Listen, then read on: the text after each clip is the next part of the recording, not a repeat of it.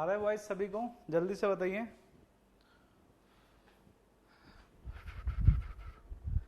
हो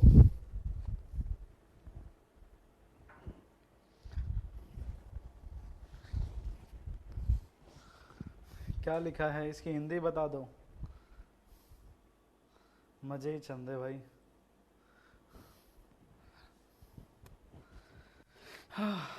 स्टार्ट करते हैं। देखते हैं क्या पढ़ाएं तुम्हें आज। कुछ नया नहीं?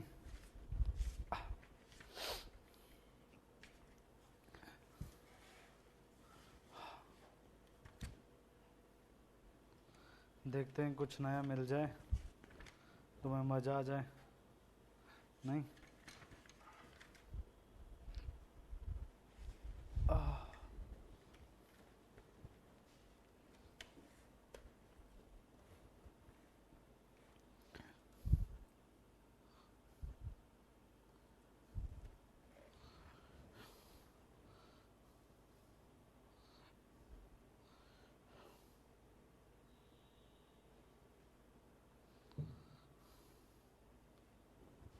ठीक है, चलिए। स्टोन नहीं, आज क्या पढ़ेंगे? ये पोज हो गया क्या?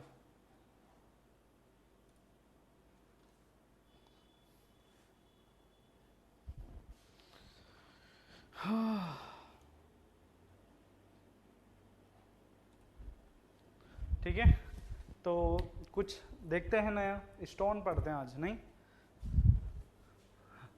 चलिए देखते हैं आज एग्रीगेट को। एग्रीगेट या स्टोन? एग्रीगेट। आज एग्रीगेट को देखेंगे, ठीक है।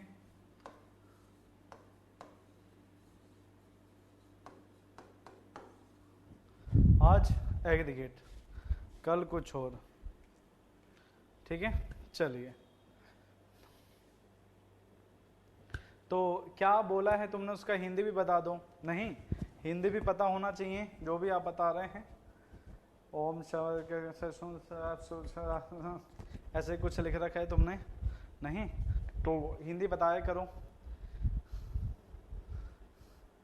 देखो, हमसे हिंदी पूछोगे तो फिर कुछ और पता चलेगा, क्या मतलब। और हम नहीं चाहते कि गलत चीजें जाए यहाँ से, नहीं। तो अब तो सब जानते हो। चलिए तो स्टार्ट करते हैं एग्रीगेट को, ठीक है। तो हम बात आते हैं कि हम एग्रीगेट पढ़ क्यों रहे हैं। सबसे पहले बात आता है कि एग्रीगेट जो जरूरी है ना पढ़ना, वो डिपेंड करता है कंक्रीट के ऊपर। क्योंकि जब हम कंक्रीट को बताते हैं ना, जब हम कंक्रीट को कहते हैं कि भाई कंक्रीट क्या होता है, तो ऐसे कहा जाता है, कहा क्या जाता है, ऐसे ही कहते हैं कि कंक्रीट एक मिक्सचर होता है जो नंबर्स ऑफ मटेरियल से मिलकर बनता है, जिसके अंदर सीमेंट भी होता है, जिसके अंदर फाइन एग्रीगेट भी होता है, जिसके अंदर कोर्स एग्रीगेट भी होता है, जिसके अंदर वाटर भी होता है, और जिसके अंदर एड मिक्सचर भी होता है। अब हुआ क्या, हमें मेन जो चैप्टर है, जो आपके बीएमसी का जस्ट 50% पार्ट है, जस्ट 50% पार्ट है, वो कौन सा है? कंक्रीट का। तो कंक्रीट को आप बताने के लिए आपको पता होना चाहिए सीमेंट से रिलेटेड। तो सीमेंट के बारे में हम सब कुछ पढ़ चुके हैं चैप्टर नंबर 1 में।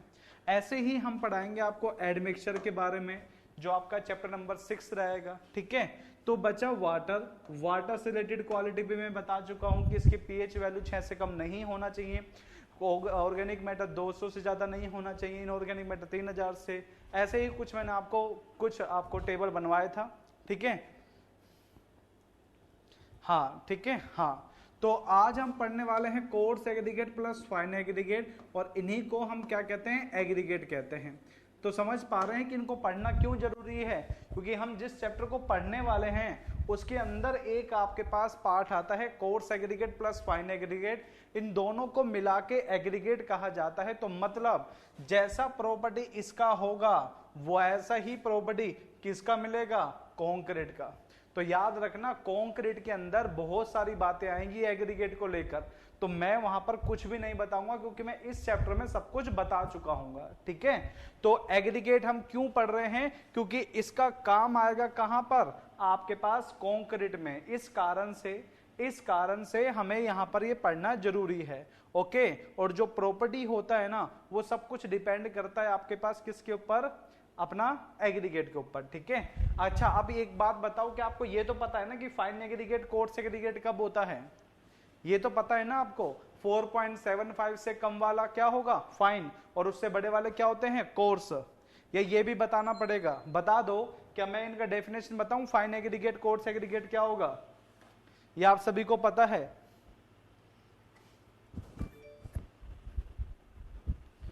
ठीक है, तो भी एक बार बता देते हैं, है ना।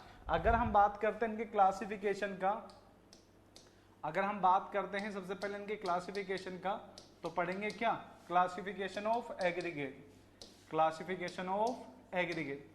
अब क्लासिफिकेशन ऑफ अगर एग्रीगेट की बात करें तो पहला हम बात कर रहे हैं किसके according, according to size, according to size, according to size बात करें तो एक तो आपके पास होता है क्या, फाइन एग्रीगेट, फाइन एग्रीगेट, और एक आपके पास होता है कोर्स एग्रीगेट, कोर्स एग्रीगेट। ठीक है, एग्रीगेट के अकॉर्डिंग कितने पार्ट होते हैं इनके, दो, फाइन और कोर्स। ऐसे कहते हैं कोर्स में कि जो आपके पास पासेस हो जाए 80 mm सिर्फ से 80 mm सिर्फ पर, और रिटेन हो जाए, रिटेन हो जाए किसके ऊपर, 4.7 mm सिर्फ पर, उसे क्या कहते हैं, उसे क्या कहते हैं, उसे कहते हैं कोर्स एग्रीगेट। फाइन एग्रीगेट किसको कहते हैं, जो पास हो जाए, जो पास हो जाए 4.75 mm सिर्फ से, और जो रिटेन हो जाए, और जो आपके पास रिटेन हो जाता है, रिटेन हो जाता है 150 माइक्रोन सिर्फ पर, उसे फाइन कहते हैं। ठीक है, ये दो चीजें आपको याद रखना। फर्स्ट स्लाइड में क्या किया है, फर्स्ट स्लाइड में हमने बताया है कि एग्रीगेट को क्यों पढ़ना जरूरी है। ठीक है विपिन, नेटवर्क प्रॉब्लम मतलब तुमने रात को नेट सब कुछ यूज कर लिया। ठीक है बेटा, पहले में मैंने ये बताया है कि एग्रीगेट को हम क्यों पढ़ रहे हैं, क्योंकि एग्रीगेट कंक्रीट का एक पार्ट है, कंक्रीट का एक पार्ट है। तो कंक्रीट के नॉलेज के लिए हमें एग्रीगेट के बारे में पता होना चाहिए, इसलिए हमने बताया है कि एग्रीगेट को क्यों पढ़ा जा रहा है, क्यों जरूरी है आपके पास। ठीक है, ठीक है भाई, सौरभ विपिन क्लियर है। हाँ आर के क्या कह रहे, तुम्हारा डाउट कौन सा आ गया भाई, दोबारा पूछ लो।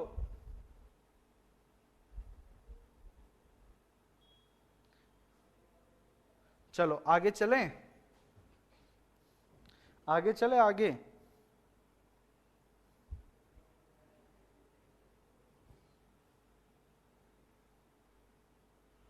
हाँ स्टोन तो अलग से पढ़ाऊंगा ना तुम्हें, स्टोन अलग से पढ़ाऊंगा।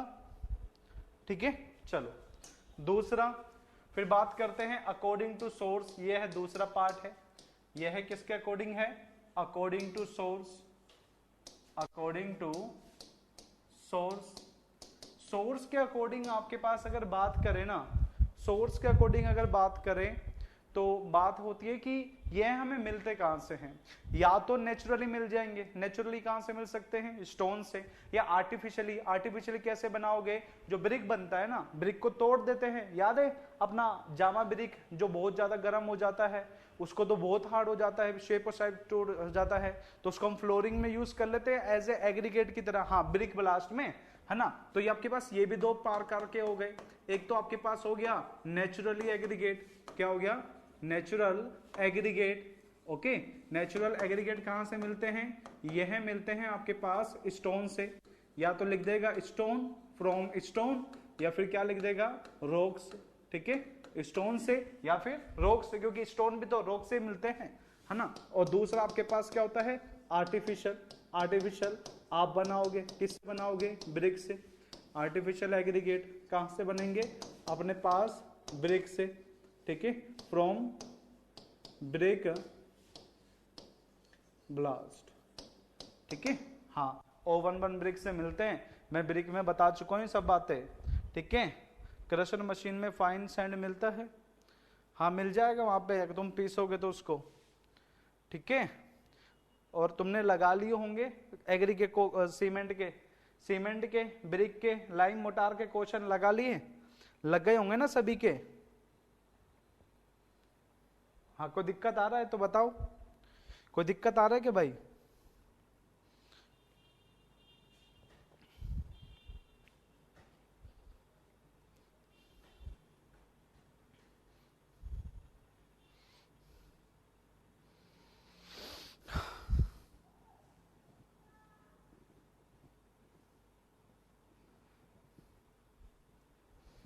ठीक है। गंटिंग मोटार, ये तो बेटा हाई वर्केबल कंक्रीट वाला होता है, जो हाई वर्केबल कंक्रीट है उससे ही बनता है ये तो। गंटिंग में क्या दिक्कत आया भाई आर के? है क्या दिक्कत आया? अब स्टोन है ना, 2-3 प्रकार के होते हैं, वो तो स्टोन में बताऊंगा, जैसे इग्नियस कौन सा होता है, सेडिमेंट्री कौन सा होता है, प्लूटोनिक कौन सा होता है, ठीक है। साउंड इंक्रीज करें, लो तुम्हारा साउंड इंक्रीज कर देते हैं, ये लो भाई, खुश, चलो हो गया साउंड। कहाँ पे है? यहाँ पर लगाएंगे, लो हो गया साउंड इंक्रीज। नहीं तो फिर एक मेरी फोटो ऐसे खींची जाएगी, कहेंगे देखो सर का माइक कहाँ पर है, नहीं। चलो दूसरा नोट करके बात करते हैं, नोट करके बात करते हैं। चलिए, नेचुरल हो गया, आर्टिफिशियल हो गया। जो नेचुरल एग्रीगेट होते हैं ना, ये अलग अलग स्टोन से निकाले जाते हैं, जैसे कि इग्नेस हो गया, सेडिमेंट्री हो गया, और अपने मेटामॉर्फिक हो गया, जो कि हम स्टोन में डिस्कस करेंगे, ठीक है। और अगर हम बात करें ना नेचुरली एग्रीगेट में से स्ट्रॉन्ग स्टोन कहाँ से मिलता है, या फिर बेक्स्ड स्टोन ऑफ नेचुरल बेक्स्ड aggregate from natural source is obtained from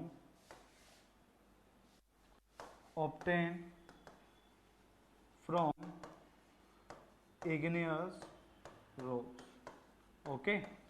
अगर बेक्स्ड स्टोन की बात करें तो वह कहां से मिलता है? इग्नियस रॉक्स से, ओके। इग्नियस रॉक्स में मैं आपको बता दूंगा, इग्नियस रॉक्स में मैं आपको बता दूंगा कौन कौन सा होता है।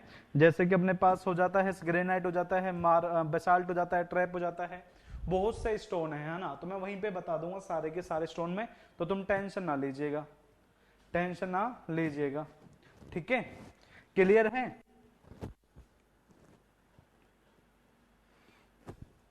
आगे चले, सबने नोट कर लिए तो आगे चले।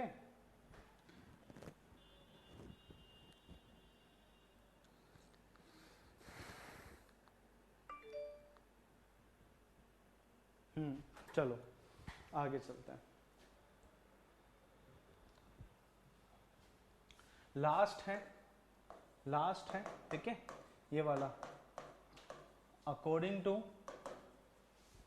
वैसे होते तो और भी हैं बट ये वाला यहीं पे बताऊंगा। According to texture, surface texture. Surface texture मतलब तुम स्टोन लिए, एग्रीगेट लिए, उसको ऐसे ऐसे फील कर रहे हो। अगर थोड़ा सा रफ सा हो रहा है तो रफ कह देंगे, और थोड़ा सा बिल्कुल स्मूथ है तो अपने पास स्मूथ वाला कह देते हैं, और कुछ चमक सी आ रहा है तो ग्लासी कह देते हैं, बीच बीच में से छेद है तो हनी कॉम्बिंग कह देते हैं, और अपने पास कुछ ऐसे शार्प कट से आ रहे हैं स्टोन में तो कह देते हैं कि क्रिस्टल फॉर्म में है, ठीक है। तो अलग अलग होते हैं। सर स्लेट की क्रशिंग स्ट्रेंथ हाई होती है तो उसको भी एग्रीगेट की तरह यूज कर सकते हैं। स्लेट की स्ट्रेंथ हाई होती है? नहीं, स्लेट की स्ट्रेंथ ज्यादा नहीं होती है, मैं आपको बता देता हूं। स्ट्रेंथ जो ज्यादा होती है वो होती है ट्रैप की, सबसे ज्यादा होती है, उसके बाद अपने पास होती है ट्रैप के बाद नीस की होती है, और उसके बाद होती है ग्रेनाइट की। तो इन स्टोन को ज्यादा प्रेफर किया जाता है, ठीक है। हाँ, गुड आफ्टरनून बेटा भाई Sumit, good afternoon. According to texture ये अपने पास 5 टाइप्स के होते हैं। तो बता देता हूँ, पहला अपने पास होता है smooth aggregate, smooth surface aggregate, smooth surface aggregate. यह बेस्ट होता है, बेस्ट फॉर वर्केबिलिटी। ये क्वेश्चन बहुत बार आ चुका है कि वर्केबिलिटी के लिए बेस्ट स्टोन कौन सा है, स्मूथ सरफेस, ठीक है। दूसरा होता है रफ, क्या होता है, rough surface aggregate, best for strength. अगर स्ट्रेंथ की बात करें तो बेस्ट आपके पास कहां से मिलता है, रफ वाले से मिलता है। बहुत बार आ रखा है ये दोनों क्वेश्चन, बहुत बार आ रखे हैं ये वाले दोनों की दोनों क्वेश्चन, ठीक है। तीसरा हनी कॉम्बिंग पोरस स्ट्रक्चर से बना होता है, हनी कॉम्ब सरफेस एग्रीगेट, ठीक है। और एक अपने पास होता है क्रिस्टल सरफेस स्टोन। यह है कहां से मिलता है, यह है मिलता है ऑब्टेन फ्रॉम स्टोन। यह है अपना नागालैंड वाले पेपर में पूछ रखा था कि जो अपने पास क्रिस्टल सरफेस स्टोन है ये कहां से मिलता है, स्ट्रॉन्ग स्टोन से मिलता है। और लास्ट जो क्वेश्चन यहां से बनता है ना टेक्सचर वाले से, वह बनता है ये वाला ग्लासी। कैसे बनता है, glassy surface aggregate, glassy surface aggregate, ठीक है। सबसे वीकेस्ट जो आपके पास स्टोन होता है ना, अगर वीकेस्ट स्टोन की बात करें तो वह आपको सबसे ज्यादा यहीं से मिलेगा। ये बात याद रखना, जिस सरफेस का टेक्सचर ग्लासी होगा वो सबसे वीकेस्ट स्टोन देगा, ठीक है। क्योंकि ना तो इनमें इंटरलॉकिंग रह नहीं पाती, इस कारण से यह देता है खत से खराब, ठीक है। कॉस्ट हाई हो जाएगा स्लेट से। नहीं स्लेट इतना महंगा कहाँ होता है, तुम कैसी बात कर रहे हो। तुमने देखा होगा अपने राजस्थान में अगर कोई है तो, या फिर अपने छतों के ऊपर जो देखते हैं, है ना, जो अपने छत के ऊपर लगता है सब यही स्लेट ही तो लगता है। महंगा होता तो उसको क्यों लगाते, समझ रहे हो बात को। ग्रेनाइट होता है महंगा बहुत ज्यादा, ठीक है। ग्लासी कैसा होगा सर, बेटा थोड़ा चमक सी होगी इसमें, थोड़ा चमक सा होगा, इस तरीके से आपको दिखेगा, ठीक है, ऐसा आपको दिखेगा। देखो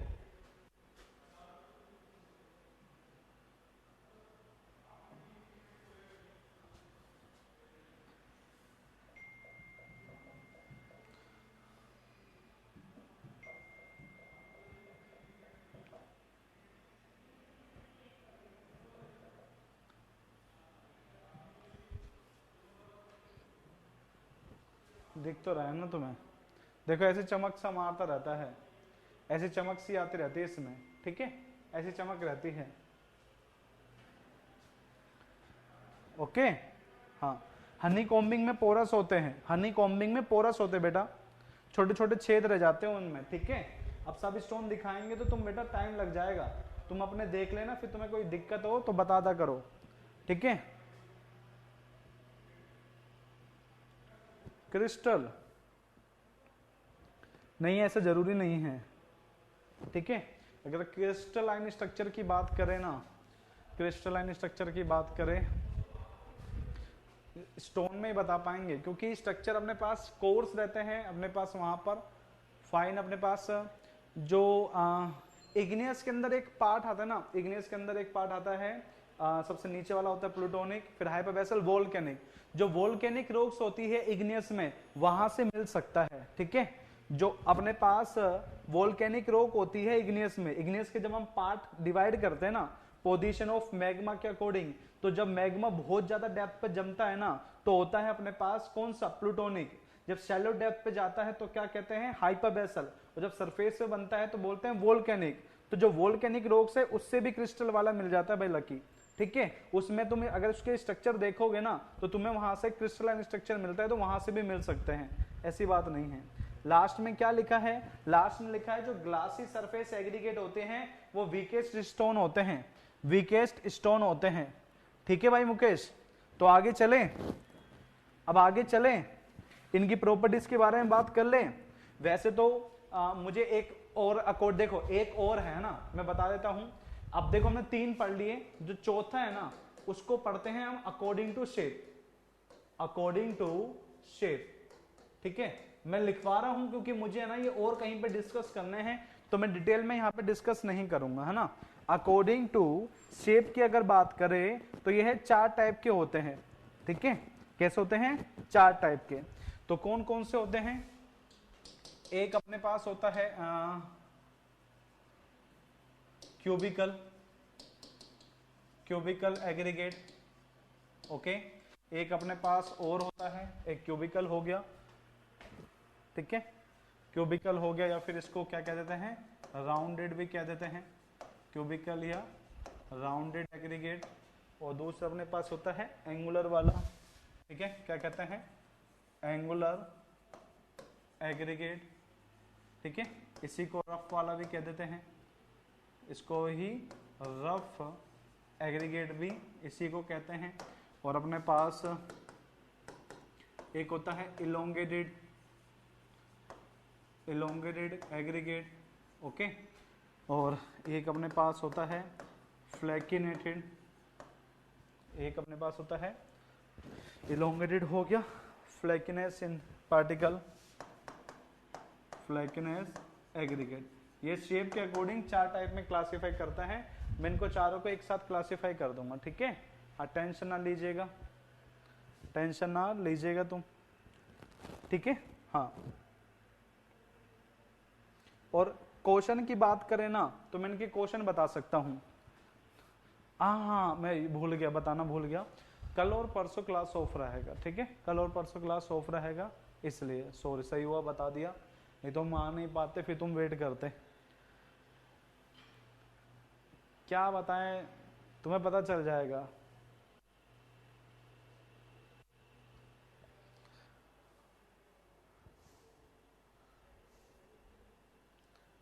ठीक है, पता चल जाएगा तुम लोगों को। ठीक है, तो कल तो ऑफ रहेगा।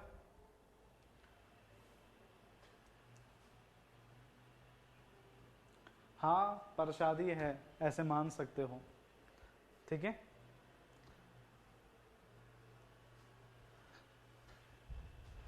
ठीक है, चलो। तो देखो जो मेन क्वेश्चन आते हैं वो बता देता हूं।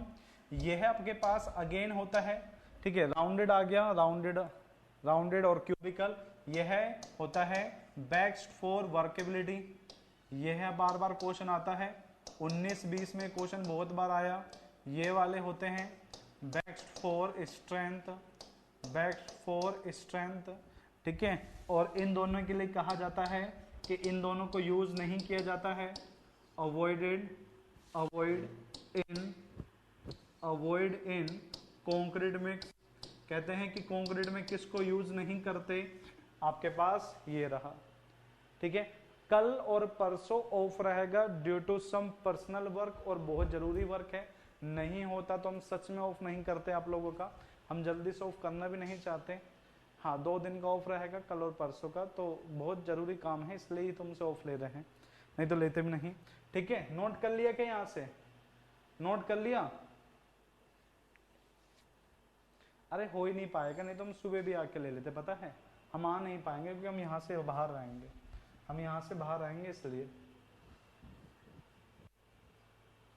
ऐसे नहीं देगा ना भाई, ऐसे नहीं देगा, या तो ये देगा या ये देगा, या ये देगा या ये देगा, ऐसे नहीं देगा ना वो, क्योंकि दोनों चीजें एक ही होती है। ठीक है, लास्ट का कह रहा है इलोंगेटेड और दूसरा है फ्लैकिनेस, फ्लैकिनेस। ठीक है बेटा, फ्लैकिनेस एग्रीगेट, कृष्णा, फ्लैकिनेस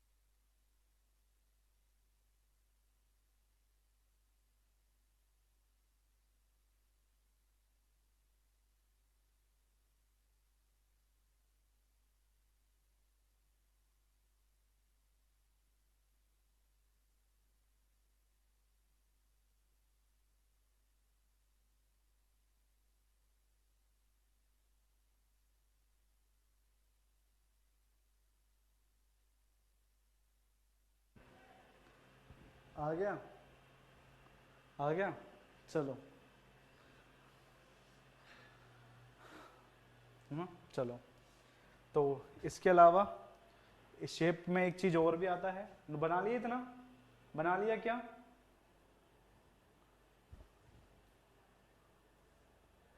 अरे तो वो भी तो हो, ठीक है। चलो, एक अपने पास और होता है शेप, है ना, उसका और बता देते हैं।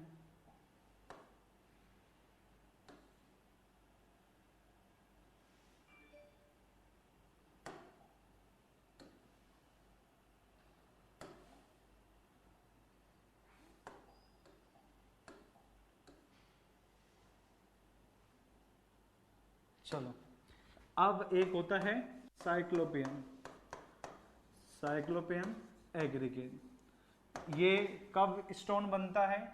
जब एग्रीगेट की साइज, जब एग्रीगेट की साइज 75 mm से ज्यादा हो, जब एग्रीगेट की साइज 75 mm से ज्यादा होता है तो उसे साइक्लोपियन कहते हैं, ठीक है। अरे ये चारों ही मैं बताऊंगा आपको, बट इनके टेस्ट के साथ बताऊंगा, इसलिए मैं थोड़ा यहां पे इनको क्लासिफाई नहीं कर रहा, इसलिए मैं इनको ज्यादा डिटेल में नहीं बता रहा,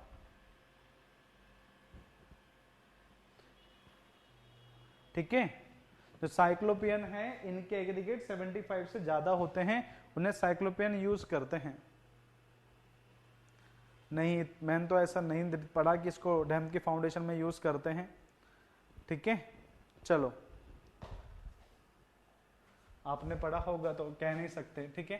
तो अब हम बात कर रहे हैं कि इनके टेस्ट के बारे में और साथ में इनकी प्रॉपर्टीज के बारे में, क्योंकि एग्रीगेट जो आपके पास होता है ना, वो इनडायरेक्टली आपके पास कंक्रीट की प्रॉपर्टी को चेंज करते हैं। तो हम अगर इनके प्रॉपर्टी के बारे में पढ़ लेंगे ना, तो इनडायरेक्टली हमें कंक्रीट की प्रॉपर्टी के बारे में भी पता चल जाएगा, ठीक है। तो अब मैं वही लिख रहा हूं कि अपने पास जो प्रॉपर्टी होती है अपने पास किसका, अपना कंक्रीट का, प्रॉपर्टी ऑफ मिक्स। यहाँ पे मिक्स मतलब मैं किसकी बात कर रहा हूं, कंक्रीट की। Property of mix is depend on, property of mix is depend upon the, depend upon the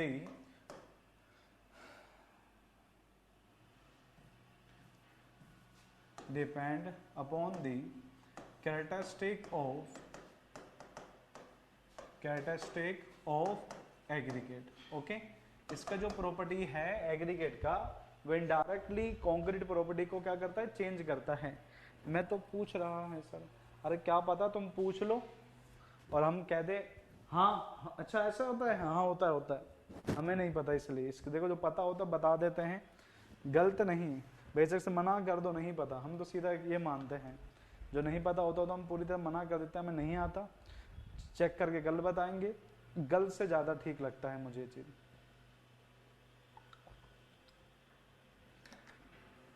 नहीं, भगवान तो हम है नहीं, और गूगल में कहूंगा नहीं क्योंकि गलत तो वो भी देता है।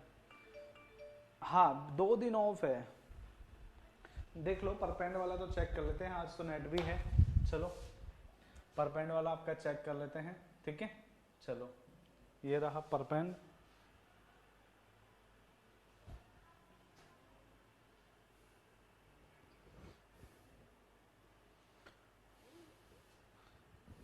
ठीक है। चलिए, तो बिल्कुल सही कह रहे थे लग्गी कि ये वाला देख लो, यहां से क्लियर हो जाएगा। दिख रहा है आप सभी को, दिख रहा है आप सभी को, इसमें क्या रखा है, इसमें ये क्या रखा है, ठीक है, कि इन लाइनों को मिलाते हुए जो लाइन बन रही है उन्हें परपेंड कह रहे हैं, उन्हें परपेंड कह रहे हैं, और इन लाइनों को मिलाते हुए जो लाइन बन रही है इसको परपेंड कहते हैं, इनको भी, ठीक है। तो अल्टरनेटिव कोर्स में जो अपने पास ये जो वर्टिकल ज्वाइंट बनते हैं इनको मिलाने वाली लाइन परपेंड कहलाती है, ठीक है। हाँ ठीक है भाई, हाँ तो तुम बिल्कुल सही कह रहे थे, अल्टरनेटिव कोर्स में होता है, सेम कोर्स में नहीं होता, ठीक है। हाँ चलो, ये रहा, चलो आगे चलते हैं अब।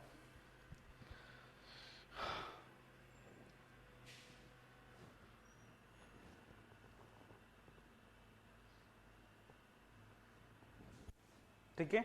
चल, अब प्रॉपर्टी ऑफ मिक्स जो डिपेंड करता है कैरेक्टरिस्टिक ऑफ एग्रीगेट पर, तो सबसे पहला जो प्रॉपर्टी है जो कंक्रीट की प्रॉपर्टी को चेंज करता है उसे कहते हैं क्या, उसे कहते हैं शेप। क्या कहते हैं? शेप। और अभी अभी मैंने आपको बताया है कि जो शेप आपके पास होता है ना वो कुछ इस तरीके से होता है। एक तो आपके पास होता है ऐसे, जिसको हम क्या कहते हैं? राउंडेड। क्या कहते हैं? राउंडेड। और कुछ आपके पास शेप होती है ऐसे, जिसे हम क्या कहते हैं? एंगुलर। क्या कहते हैं? एंगुलर। और कुछ शेप आपके पास होती है ऐसी, ठीक है, जिसे हम क्या कहते हैं? इलोंगेटेड। इलोंगेटेड, या फिर कह सकते हैं क्या? फ्लैकिनेस। क्या कह सकते हैं? फ्लैकिनेस। ओके, हाँ, फ्लैकी, फ्लैकी, फ्लैकिनेस, ठीक है। हाँ, बस अब कुछ बातें जो हमें पता होना चाहिए, ठीक है। अब बात आती है कि सर ये राउंडेड कहां से मिलता है? बेटा राउंडेड याद रखना, बार बार पूछता है ये कहां से मिलता है। ये वाले मिलते हैं रिवर से। कहां से मिलते हैं? रिवर से। तो ये रिवर ग्रेवल शेप के होते हैं, ठीक है। हाँ, एंगुलर किससे होते हैं? ये मिलते हैं कहां से? ये मिलते हैं रॉक से। कहां से मिलते हैं? रॉक से। Crust rock. क्यों? क्योंकि जब रॉक को तोड़ते हैं ना तो ही आपके पास जो निकलते हैं उसे एंगुलर कहते हैं, याद रखना। इलोंगेटेड आपके पास होते हैं ना, एक अपने पास होती है क्या? लेमिनेटेड। क्या होते हैं?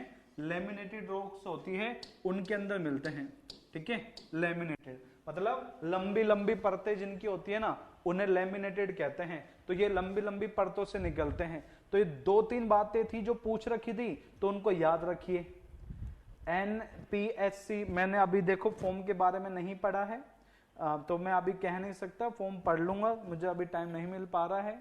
चेहरा तुम देख रहे होंगे बहुत लेट हो रहे हैं, नहीं 1-2 दिनों से, तो समझिए बात को। तो हम रहेंगे तो हम पढ़ के उसको तभी बता पाएंगे, ऐसे ऊपर से बता दे क्या मतलब? अभी हमने पढ़ा भी नहीं है कि सिलेबस कैसा है, क्या क्या है। देखो तुम्हें ठीक लगता है तो तुम भर दो, तुम्हें ठीक लगता है सिलेबस अपना सेम है तो भर दो, ठीक है। सरफराज भाई पढ़ लो और भर दो।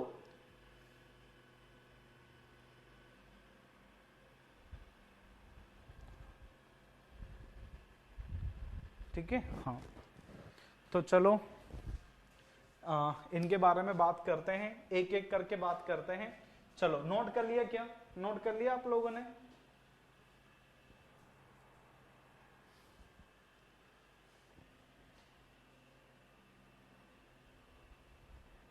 है ना? बैक करें। ये 6th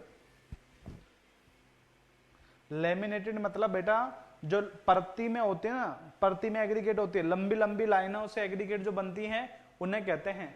ऐसे रोक्स होते हैं, ये ऐसे ऐसे इस टाइप से रोक्स होती है, उन्हें लेमिनेटेड रोक कहते हैं, ठीक है। हाँ चलो, तो अब मैं बात कर रहा हूं पहले राउंडेड एग्रीगेट के बारे में। मैं बात करता हूं पहले राउंडेड एग्रीगेट के बारे में, ठीक है। इनका दूसरा नाम क्या था? राउंडेड एग्रीगेट का दूसरा नाम क्या था? जल्दी से बताओ, राउंडेड एग्रीगेट का दूसरा नाम क्या था? क्यूबिकल, बिल्कुल सही, शाबाश बेटा शाबाश, ठीक है। तो देखो राउंडेड एग्रीगेट में होता क्या है कि दो एग्रीगेट इस तरीके से मिलती है। अब दो एग्रीगेट इस तरीके से मिलेगा तो इनके बीच का कॉन्टेक्ट एरिया यही तो होगा भाई। अगर दो एग्रीगेट आपके पास मिलाएंगे राउंडेड वाला तो उनके बीच का कॉन्टेक्ट एरिया यही तो होगा। तो होता यहां पे क्या है कि इनका जो list surface, list contact area निकलता है, लिस्ट कॉन्टेक्ट एरिया निकलता है। अगर लिस्ट कॉन्टेक्ट एरिया है तो इन दोनों को बाइंड करने के लिए जो सीमेंट यूज होगा क्या वो ज्यादा होगा? क्या इन दोनों को बाइंड करने के लिए जो सीमेंट होगा वो क्या ज्यादा लगेगा? नहीं, क्योंकि सीमेंट भी इसी जगह पे लगेगा। तो यहां पर जो यूज ऑफ सीमेंट है, use of cement for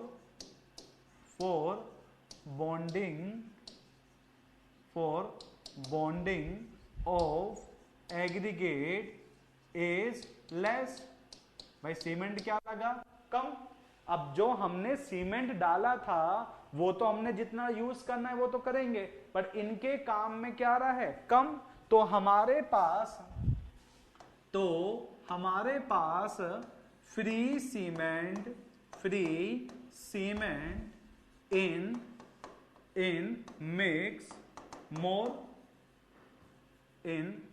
mix is more।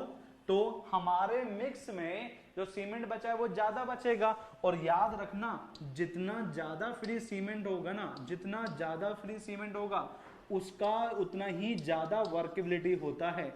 कितना ज्यादा वर्केबिलिटी होता है उसका, जितना ज्यादा वर्केबिलिटी होगा उतना ज्यादा फ्री सीमेंट होगा। ओके, और ऐसे मिक्स को हम कहते हैं क्या, रिच मिक्स। क्या कहते हैं, रिच मिक्स, मतलब अच्छी क्वालिटी का। क्या कहते हैं, अच्छी क्वालिटी का। समझ गए क्या, समझ गए बात को? हाँ, रिच मिक्स कहते हैं इसे को। ओके, तो याद रखना इस कहानी को, ये कहानी कभी भी नहीं भूलना चाहिए, कहानी कभी भी नहीं भूलोगे। क्या कहा है कि दो एग्रीगेट के बीच में कांटेक्ट एरिया क्या है, कम। तो इनके बीच का कांटेक्ट एरिया क्या है, कम। तो जो सीमेंट यूज होगा इनको बॉन्डिंग के लिए वो भी तो यहीं पे ही लगेगा। तो list amount of cement use हो रहा है, पर जो हमने मिक्स में सीमेंट डाला है वो तो अभी भी फ्री में बचा हुआ है, मतलब फ्री स्टेट में है। और जितना फ्री सीमेंट होगा एग्रीगेट के बीच में उतना लुब्रिकेशन होता है। याद रखना जितना फ्री एग्रीगेट होता है उतना ही ज्यादा क्या होता है, एग्रीगेट के बीच में लुब्रिकेशन होता है। लुब्रिकेशन का मतलब होता है कि वो हिल रहे हैं फ्री स्टेट में। तो याद रखना जितना ज्यादा लुब्रिकेशन हो पाएगा उसका रीजन होगा फ्री सीमेंट, और उसी के कारण से क्या होगी, ज्यादा वर्केबिलिटी होगी। और ऐसे मिक्स को रिच मिक्स कहते हैं। समझ गए क्या कहानी को? ये कहानी नहीं बोलना है, याद रखना कहानी नहीं बोलना ये वाला।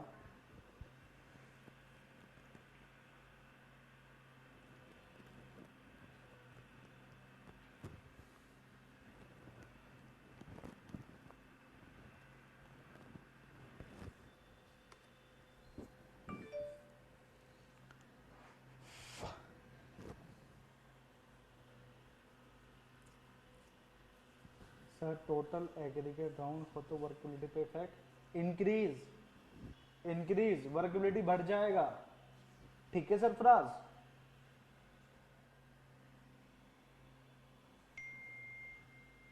भाई मैं वाटर सीमेंट रेशियो बताया क्या, पहले तो तुम ये बताओ, मैं बताया क्या, नहीं ना?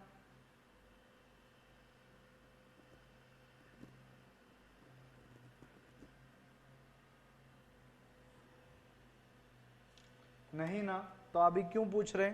जब हम बताएंगे तब उस टाइम पे पूछना। नहीं, क्योंकि देखो ऐसी चीजें पूछोगे तो टाइम हमारा लगेगा और मुझे डिस्कस करना है और कहीं पर नहीं। ठीक है, एक क्वेश्चन था उसमें दोनों चीज थी। देखो वाटर सीमेंट रेशियो से वर्केबिलिटी बढ़ती है, ये बात याद रखना। ओके, बाकी चीजें बाद में।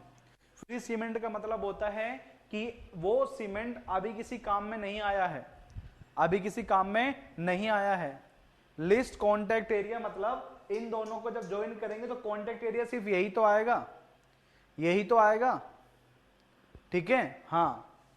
अब दूसरी बात, अब दूसरा, अब बात करते हैं एंगुलर।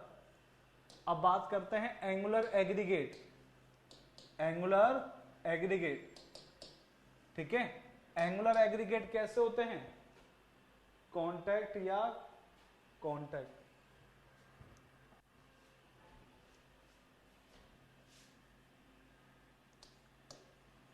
कांटेक्ट एरिया, ठीक है भाई, कांटेक्ट एरिया या कनेक्ट एरिया बोलो। ठीक है, बात एक ही है, कांटेक्ट या कनेक्टेड मतलब जहां पे उन्होंने ज्वाइन कर रखा है। ठीक है भाई देवकरण, कांटेक्ट लिखो कनेक्ट लिखो, कोई दिक्कत नहीं रहेगा। चलो, तो एंगुलर एग्रीगेट कैसे होते हैं, ये होते हैं एग्रीगेट ऐसे, ये होते हैं एग्रीगेट ऐसे। ओके, कैसे होते हैं, ऐसे, ठीक है, इस शेप में हमें मिलते हैं। इन एग्रीगेट के अंदर आपके पास क्या होता है, ऐसे एग्रीगेट के अंदर होता है बेटर इंटरलॉकिंग। ऐसे एग्रीगेट में क्या होता है, इंटरलॉकिंग बहुत ही ज्यादा अच्छा होता है। और है ना आपके पास रेलवे ट्रैक पे गए थे क्या, रेलवे ट्रैक पे गए, क्या करने गए थे, क्या करने गए थे तुम रेलवे ट्रैक पर, सही बताओ, तुम्हें कितनी बार कह रखा है स्वच्छ रखना है भारत को, पर तुम अभी भी रेलवे ट्रैक पे जा रहे हो, मत जाया करो, कितनी बार बोला है, तुम चले जाते हो, तुम करने गए क्या थे रेलवे ट्रैक पर, हैं, हाँ प्लेटफॉर्म गए थे, सरफराज समझ गया, नहीं चलो कोई बात नहीं, देखो अपनी अपनी इमरजेंसी की बात है, नहीं चलो कोई बात नहीं। होता आपके पास क्या है कि हाँ, जहां पे अपने पास जो रेल लगी होती है ना, जो अपने पास रेल लगा होता है, रेल के नीचे एक फॉर्मेशन बनता है, एक अपने पास फॉर्मेशन बनता है, इसे बोलते हैं ब्लास्ट, क्या बोलते हैं, ब्लास्ट, ओके। तो इस ब्लास्ट के अंदर भी यही एंगुलर अपने पास यूज होते हैं। होता क्या है कि जब ट्रेन जाती है ना, जब ट्रेन जाती है तो ये वाइब्रेट होते हैं, वाइब्रेट होते हैं ना, तो ये एक दूसरे के अंदर इंटरलॉकिंग बनके स्ट्रेंथ देते हैं, किसको, इस रेल को, इस रेल को देंगे सपोर्ट, जो ट्रेन ऊपर से जा रहा है ना उसमें जो अलाइनमेंट उसका ना बिगड़े, क्योंकि जैसे ट्रेन जाती है हैवी वेट का होता है तो डायनामिक लोडिंग लगती है, डायनामिक लोडिंग के कारण से यहाँ पे वाइब्रेशन जनरेट होते हैं और यही वाइब्रेशन जाके नीचे ट्रांसफर होंगे। अगर अपने पास ऐसे एग्रीगेट ले लिए जो इनको इंटरलॉकिंग मतलब जो वाइब्रेशन को नहीं रोक पा रहे हैं, तो अलाइनमेंट चेंज होगा और ट्रेन जरा सा पलटा नहीं तुम वहां भाग जाओगे, समझ गए। तो इस कारण से जो ब्लास्ट के अंदर अपने पास एग्रीगेट यूज होती है वो इसी की होती है। और बार बार पूछता है कि ब्लास्ट के अंदर बेस्ट ब्लास्ट कहां से मिलता है, तो वो मिलता है ग्रेनाइट से। कहां से मिलता है, ग्रेनाइट स्टोन से, ठीक है, याद रखना। वैसे तो अगर ग्रेनाइट नहीं मिलता तो हम अपने पास बेसाल्ट, ट्रैप और भी होती है, पर अगर बेस्ट की बात करें तो ग्रेनाइट स्टोन से मिलता है, ये बात याद रखना, ठीक है। हाँ, अगर ये नहीं मिलता तो तुम यूज कर सकते हो क्या, तुम्हें ये नहीं मिलता तो तुम क्या यूज कर सकते हो, बेसाल्ट या ट्रैप यूज कर सकते हो, ठीक है। हाँ, पर बेस्ट की बात करेगा तो ग्रेनाइट याद रखना, ओके। हाँ चलो, तो मैं बात कर रहा था कि यहां पर बेटर इंटरलॉकिंग होती है, बेटर इंटरलॉकिंग के कारण से यहां पर क्या होगा, यह अपने पास कंक्रीट के बीच में, कंक्रीट के एग्रीगेट के बीच में जो बॉन्ड स्ट्रेंथ होती है, जो बॉन्ड स्ट्रेंथ होती है उसको बढ़ा देते हैं। क्या कर देते हैं, बॉन्ड स्ट्रेंथ को बढ़ा देते हैं। तो ऐसा एग्रीगेट अपने पास क्या देता है, रिच मिक्स देता है। क्या देता है, रिच मिक्स देता है। तो मतलब हमें अगर किसी कंक्रीट के अंदर, अगर हमें किसी कंक्रीट के अंदर बॉन्ड स्ट्रेंथ ज्यादा चाहिए तो हम किस टाइप के एग्रीगेट को यूज करेंगे, एंगुलर को यूज करेंगे। किसको यूज करेंगे, एंगुलर को। क्या कहानी क्लियर हुआ, कहानी क्लियर हुआ। अगर राउंडेड है तो लिस्ट एरिया होता है, लिस्ट कॉन्टेक्ट एरिया आता है, लिस्ट सीमेंट यूज होता है, फ्री सीमेंट ज्यादा होगा, जितना फ्री सीमेंट ज्यादा है लुब्रिकेशन उतना ज्यादा होगा, वर्कबिलिटी उतना ज्यादा होगा। एंगुलर यूज करते हैं तो इनके बीच में इंटरलॉकिंग ज्यादा होती है, इंटरलॉकिंग ज्यादा होने से बॉन्ड स्ट्रेंथ को बढ़ाते हैं और ऐसे ही सीमेंट स्ट्रेंथ को भी बढ़ाने में हमारी हेल्प करते हैं। समझ गए क्या, हाँ तो बोल दो कि समझ गए क्या।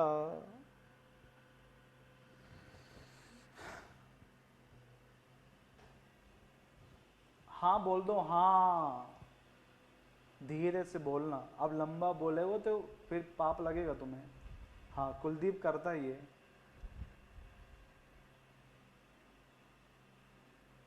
इसमें भी रिच मिक्स, हाँ रिच मिक्स का मतलब होता है ऐसी क्वालिटीज जिसको हम चाहते हैं।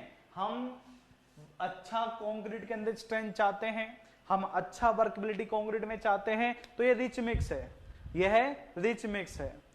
अरे हम उत्तराखंड से बोल रहे हैं इसलिए आवाज धीरे आ रहा होगा, हम उत्तराखंड में हैं अभी इसलिए आवाज धीरे आ रहा है तुम्हें, ठीक है। हाँ तो हम ऐसा कह रहे थे, कोई बात नहीं, लो खत्म, टाटा बाय बाय। कहां ब्लास्ट है ही नहीं। हाँ जिसका स्ट्रेंथ ज्यादा होता है उसकी वर्केबिलिटी कम होती है, ये बात याद रखना, ठीक है। अपने पास होता यहाँ पे क्या है कि जो स्ट्रेंथ होती है ना, जो अपने पास स्ट्रेंथ होती है वो इनडायरेक्टली प्रोपोर्शनल होती है किसके, वर्केबिलिटी के। अगर तुम्हें एक चीज चाहिए तो तुम्हें एक चीज कम करना पड़ेगा, अगर तुम्हें एक चीज चाहिए तो तुम्हें एक चीज कम करना पड़ेगा, ये बात याद रखना, सिंपल सा कॉन्सेप्ट है।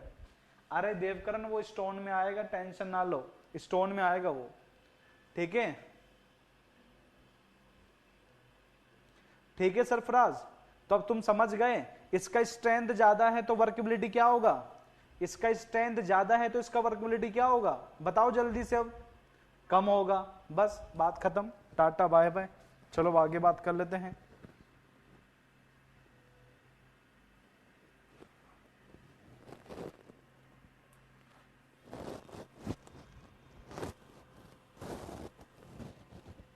ठीक है, हाँ चलो अब बात करते हैं तीसरे की।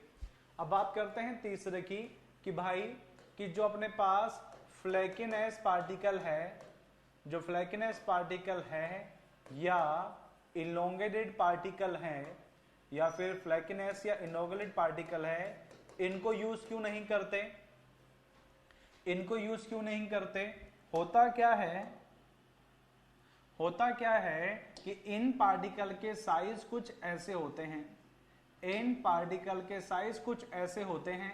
एक बात बताओ, जितना ज्यादा एरिया होगा क्या उतना ही ज्यादा सीमेंट यूज होगा, जितना ज्यादा सीमेंट, जितना ज्यादा इनका सरफेस एरिया है उतना ही ज्यादा इनका स्ट्रेंथ होगा, उतना ही ज्यादा सीमेंट यूज होगा।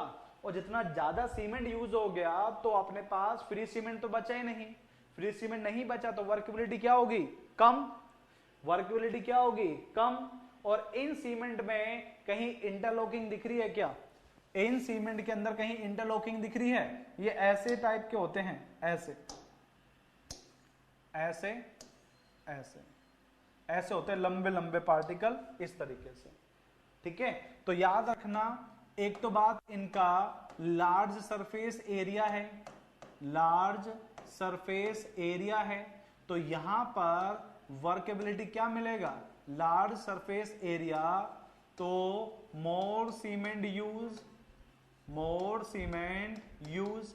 और सीमेंट अगर ज्यादा यूज हो रहा है तो अपने पास फ्री सीमेंट क्या बचेगा, लेस फ्री सीमेंट। इस कारण से इस एग्रीगेट का जो वर्केबिलिटी होगा, इस एग्रीगेट का जो वर्केबिलिटी होगा वह भी क्या होगा, कम होगा। कम क्या, बहुत ही, लिस्ट मान के चलना, बहुत ही खराब होता है। अगर बात करें इनका, क्या आपको इंटरलॉकिंग दिख रहा है क्या, क्या आपको इनके अंदर इंटरलॉकिंग दिख रही है क्या, दिख रहा है कहीं पर, नहीं दिख रहा। तो क्या इनके अंदर बॉन्ड स्ट्रेंथ होगा, तो क्या इनके अंदर बॉन्ड स्ट्रेंथ होगा, वो भी नहीं होगा। क्यों भाई, जितना लंबा पार्टिकल होता है ना उसके ऊपर जैसे ही बैठोगे तो टूट जाएगा, भाई जैसे ही बैठोगे टूट जाएगा। तो इनके जितने लंबे लंबे पार्टिकल होते हैं तो इनके बीच में इंटरलॉकिंग नहीं होता, ऐसे करते ही टूट जाता है। भाई बिस्कुट खाया है क्या, फैन खाया है, रस खाया है, तो आप इसका एग्जाम्पल समझ सकते हो, ठीक है। जितना लंबा पार्टिकल होगा इजिली से बेंडिंग हो जाएगी और टूट जाएगा, इजिली से बेंडिंग हो जाएगा और टूट जाएगा, ठीक है। तो इसलिए इन पार्टिकल के लिए एक बात कही जाती है, इन पार्टिकल के लिए एक बात की जाती है, ठीक है, not use in concrete mix, not use in concrete mix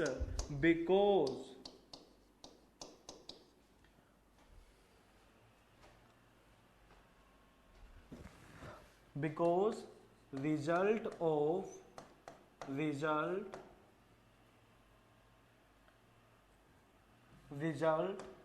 in the formation, result in the formation of poor mix,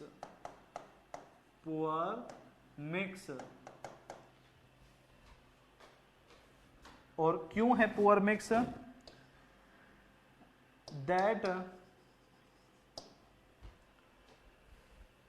that neither has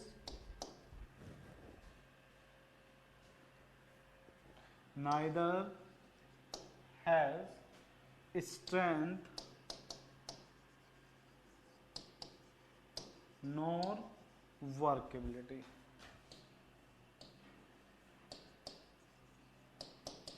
ये वाली बात याद रखना, स्टार कर लो। इनको मैं यूज क्यों नहीं करता? क्यों इनको यूज नहीं करता हूं कंक्रीट में? क्योंकि ये पुअर मिक्स देते हैं। पुअर मिक्स का मतलब क्या है कि ना तो ये स्ट्रेंथ देते हैं और ना ही वर्केबिलिटी देते हैं। ठीक है, वर्केबिलिटी कम है तो इसका स्ट्रेंथ ज्यादा होगा ना सर। यार कुछ तो बातें होंगी जहां पे दोनों ही नहीं मिलेगी, ये इसलिए यूज नहीं करते। अगर इनमें से एक भी दे देता तो मैं इसको क्या बोलता, कौन सा मिक्स कहता? अगर ये एक भी चीज देता तो मैं क्या बोलता, इसको रिच मिक्स बोलता। ये दोनों ही नहीं देता बेटा, इसलिए हम इसको यूज ही नहीं करते। ठीक है, कहीं कहीं पर कंडीशन आती है जहां पे ये दोनों ही चीजें खत्म हो जाती है। मैंने सिंपल सा कॉन्सेप्ट कहा है कि स्ट्रेंथ इनवर्सली प्रोपोर्शनल होता है वर्केबिलिटी के, बट कुछ कंडीशन ऐसी आती है कि जहां पर ये भूलना पड़ेगा।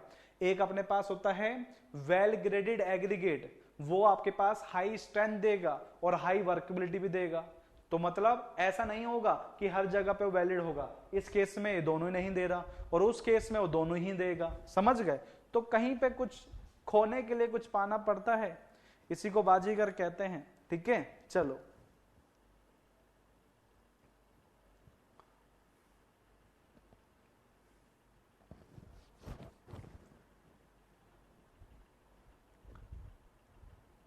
थोड़ा बहुत तो रफ ही रहता है, थोड़ा बहुत तो रफ ही रहता है, मतलब कह सकते हैं डिपेंड ऑन रॉक्स जहां से मिलते हैं। ठीक है, हाँ चलो आग लगा दी देवकरण ने, चलो बुझाएंगे। अब आगे चले। हाँ आगे चले। और पाने के लिए कुछ आग होनी चाहिए भाई। पाने के लिए तो आग जला लोगे बट बुझाओगे कैसे, बात तो यहाँ पर यह अटक जाती है। यही तो दिक्कत है, तुम समझोगे नहीं बात को। ठीक है, आगे चले के भाई, है ना? चलो क्या हुआ? अच्छा वो दिनेश क्या कह रहे भाई? दिनेश क्या कह रहे? नोट करके शेप को लेकर एक बात अपने पास और आता है। ठीक है, अरे नहीं बुझती, यही तो इंसान का ह्यूमन नेचर है, बुझेगा ही नहीं। ठीक है, जे बन गए ए बनने में लग जाओगे, ए बन गए वाई एस बनना है। शांति तो तभी मिलेगी जब तुम साधु बनोगे, उससे पहले नहीं मिलेगी। ठीक है, एक शेप को लेकर एक बात आती है बार बार, तो उनको डिस्कस कर लेते हैं। उसे कहते हैं अपने पास एंगुलरिटी नंबर। शेप को लेकर एक बात बार बार आती है, एंगुलरिटी नंबर। एंगुलरिटी नंबर हमें बताते हैं किसके बारे में? यह है हमें शेप के बारे में बताते हैं कि शेप कैसा होगा। ठीक है, वर्कबिलिटी और स्ट्रेंथ का रिलेशन तो यूनिवर्सली होता है, हाँ होता है, बट कुछ केस में भूलना पड़ता है। किस केस में भूलना पड़ता है? ठीक है,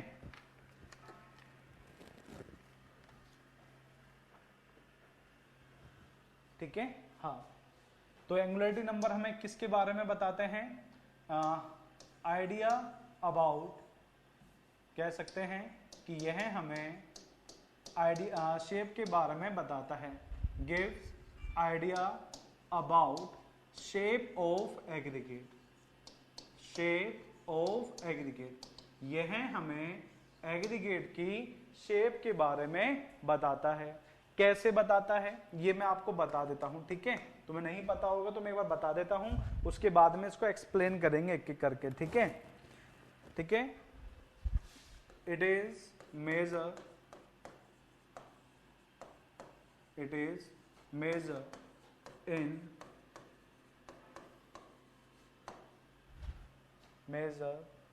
terms, it is measure in terms of percentage of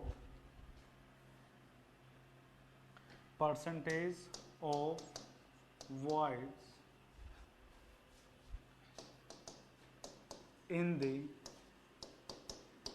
given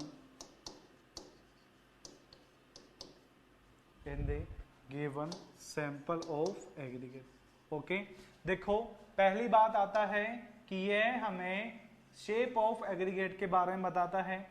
अब पूछता है कि किस टर्म्स में हमें शेप ऑफ एग्रीगेट पता चलता है, तो दूसरा क्वेश्चन बनता है यहां से, दूसरा क्वेश्चन बनता है यहां से, यह हमें आपके पास क्या बताता है, परसेंटेज ऑफ वाइड्स के रिलेशन में बताता है, परसेंटेज ऑफ वाइड्स के टर्म्स में बताता है।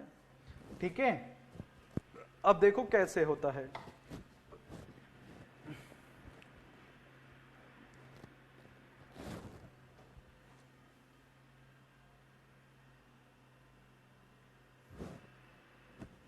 चले आगे चले, नोट कर लिया कि ये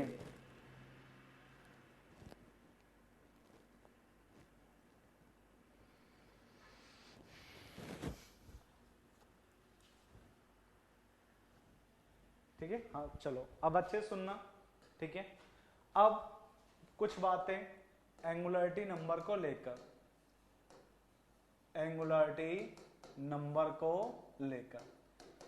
अब एक क्वेश्चन आया, इसका रेंज कितना है, रेंज ऑफ नंबर 0 to 11। अब बात आती है सर ये कैसा नंबर है, 0 से 11 ही क्यों होता है, देखना। ओके, यहां पर आपके पास होता क्या है, अपने पास ना सोइल के अंदर एक कॉन्सेप्ट चलता है कि अपना जो शेप होता है ना एग्रीगेट का, वो जनरली स्फेरिकल ही होता है। अगर हम जनरली बात करें तो हमारा जो एग्रीगेट का शेप होता है वो स्फेरिकल ही होता है ना। तो स्फेरिकल के अंदर जब हम उसको अच्छे से कंपैक्ट कर चुके होते हैं, तो भी हमें ये पता चलता है कि हम कभी वर्ड्स को हटा ही नहीं सकते, है ना। हमें क्या पता चला कि इसका शेप स्फेरिकल होता है, मतलब राउंडेड होता है, और जब हम इसको अच्छे से कंपैक्ट कर चुके होते हैं ना, तो भी इसके अंदर से वर्ड्स को हम कभी भी जीरो नहीं कर सकते। तो वहां से कॉन्सेप्ट निकला था। हुआ क्या कि जब हमने राउंडेड एग्रीगेट को अच्छे से कंपैक्ट कर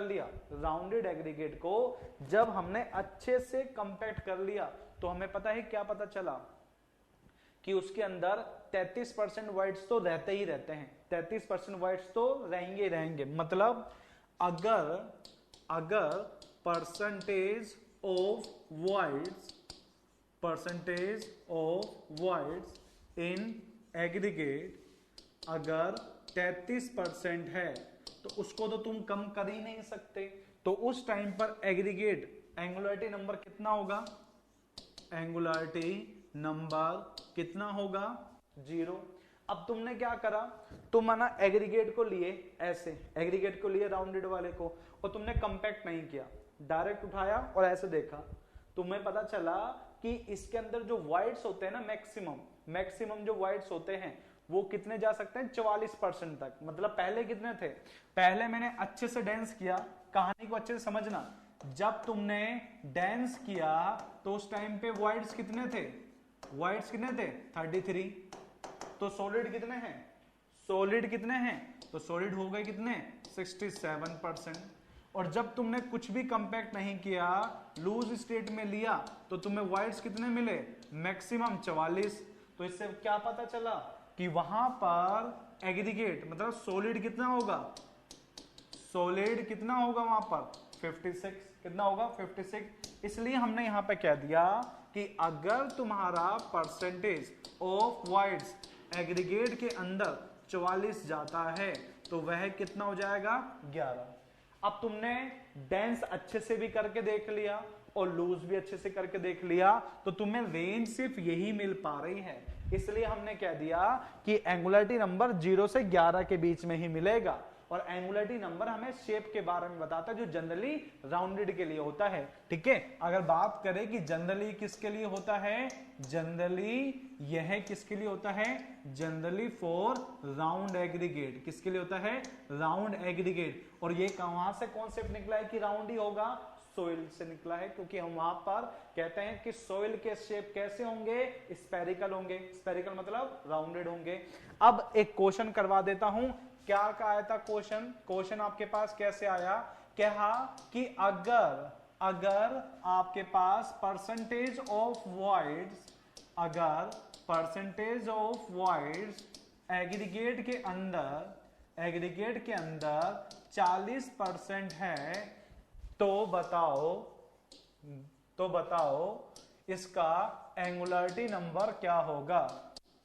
तो बताओ कि इसका एंगुलरिटी नंबर क्या होगा, जल्दी से बताओ। अगर इसके अंदर वॉइड 40% है तो आपके पास एंगुलरिटी नंबर कितना होगा। अब तुम देखो, अब तुम यहां से यही बनाओ कि भाई 33% के लिए 0 है, तो 34 के लिए 1, 35 के लिए 2, 36 के लिए 3, 37 के लिए 4, 38 के लिए 5, 39 के लिए 6, तो नंबर कितना हो गया 7। समझ गए। तो यहां से हमारा आंसर निकल जाएगा कि सर 0% वाइड्स के लिए तो नंबर कितना हो गया, 0 हो गया। तो अगर इसमें मैं 7 जोड़ता हूं तो यहां पे 40 होंगे, तो इसमें भी तुम 7 जोड़ दो ना, तो कितने हो गए 7। ओके, अब तुम्हारी किस्मत अगर चमकी तो अगली बार क्या कहेगा कि एंगुलरिटी नंबर 7 है। क्या कहेगा, एंगुलरिटी नंबर 7 है। तो ये बताओ कि आपके पास परसेंटेज ऑफ वाइड्स कितना है। अगर ये तुमसे खुल गई तो किस्मत तुम्हें पता चल जाएगा।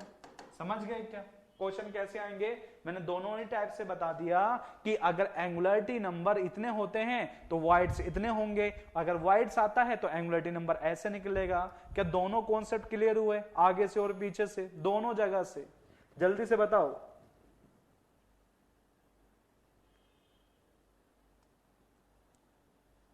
क्लियर हो गए कि भाई, हाँ बोल दो बस एक बार, हाँ बोल दो, हाँ यस मत बोला करो, हाँ हाँ सर आ गया, बस अच्छा लगता है, और तो कोई बात नहीं है।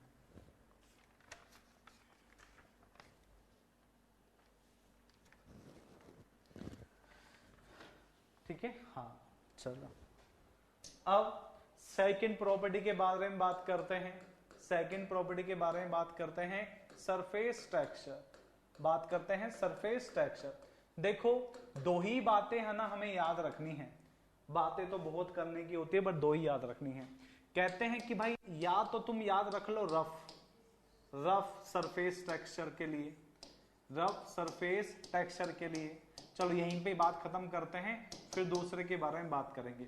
देखो रफ सरफेस टेक्सचर क्या होता है, जहां पे भी रफ आ जाए तो वह किसका टाइप हो जाएगा, राउंडेड का, एंगुलर का, फ्लैकी का या इलोंगेटेड का। जल्दी से बताओ सर, फॉर्मूला भी तो होता है। हाँ फॉर्मूला अपने पास होता है ना, फॉर्मूला अपने पास याद रखना है, तुम्हें फॉर्मूला भी याद रखना है तो याद रख लो, ये रहा।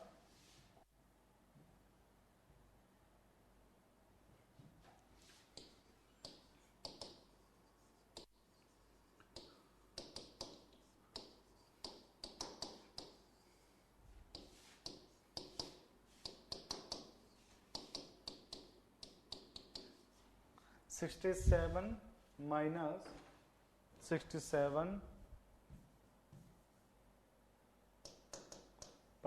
Minus percentage of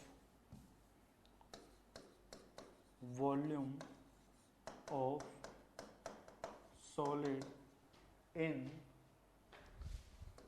A aggregate sample. ये रहा फॉर्मूला। अब ये मत पूछना कि फॉर्मूला हुआ कैसे, कॉन्सेप्ट वही है जो पीछे बता चुका हूं, कॉन्सेप्ट वही है जो तुम्हें बता चुका हूं। ठीक है,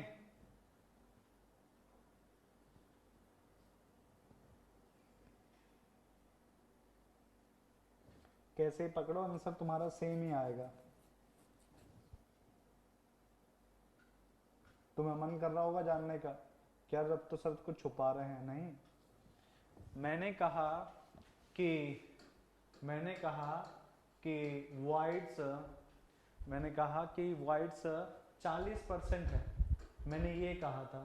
तो तुम एक बात बताओ, अगर 40% अपने पास वाइट्स है तो सॉलिड कितना हुआ? उस एग्रीगेट में सॉलिड कितना हुआ? 60।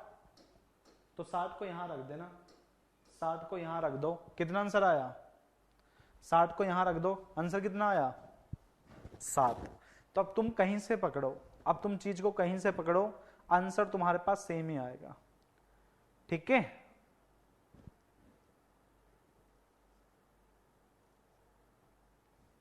हाँ चलो रफ सरफेस टेक्सचर के बारे में बात करते हैं। तो यहां पे तुम ना सिर्फ ये याद रखना, same as angular aggregate, same as angular aggregate, बस बात खत्म। बताओ किसके लिए बेस्ट होगा और क्यों होगा? अगर रफ सरफेस टेक्सचर का कहीं पर अगर आ जाता है तो मैं कहता हूं कि बताओ किसके लिए बेस्ट होगा, जल्दी से बताओ। Low workability and high strength, low workability and high strength. क्यों सर ऐसा कैसे हुआ? बेटा अपने पास जो ये एग्रीगेट है ना रफ वाले, वो भी कुछ ऐसे ही होते हैं। जो अपने पास रफ वाले हैं वह अच्छा नहीं बना यार, वे तुम क्या हो गए, ये ऐसे ही रहते हैं, ऐसे रहते हैं, ऐसे ही, ऐसे अनइवन होते हैं, बट होते हैं ऐसे ही है, एंगुलर टाइप से। ठीक है, तो क्या कहेंगे, क्या कहेंगे? मोर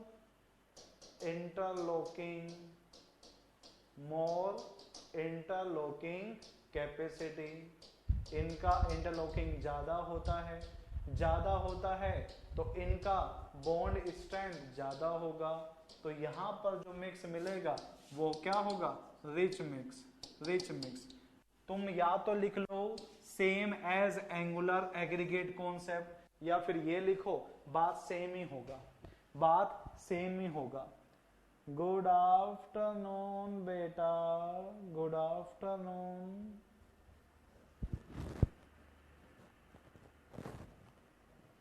बंक मास देखा है? बंक मास देखा है आप लोगों ने कभी?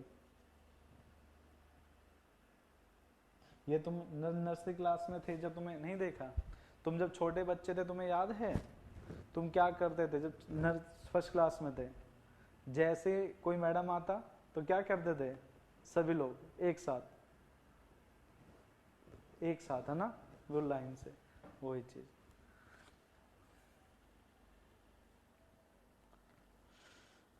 ठीक है, बॉन्ड स्ट्रेंथ इंक्रीज होगी ना? हाँ हाँ, बॉन्ड स्ट्रेंथ बेटा बहुत ज्यादा इंक्रीज होगी क्योंकि इंटरलॉकिंग कैपेसिटी बहुत ज्यादा होती है। ठीक है, अरे मैं क्या करता था कि तुम कभी स्कूल नहीं गए जो तुम्हें पता नहीं होगा। चलो अब ऐसे ही स्मूथ के लिए बता दो, ऐसे ही अपने पास स्मूथ सरफेस टेक्सचर के बारे में बता दो। अब ये कैसा होता है सर? बेटा होता कुछ नहीं है, ये स्मूथ है ऐसे और ऐसे, तो कैसा हुआ? तुम क्या लिखोगे?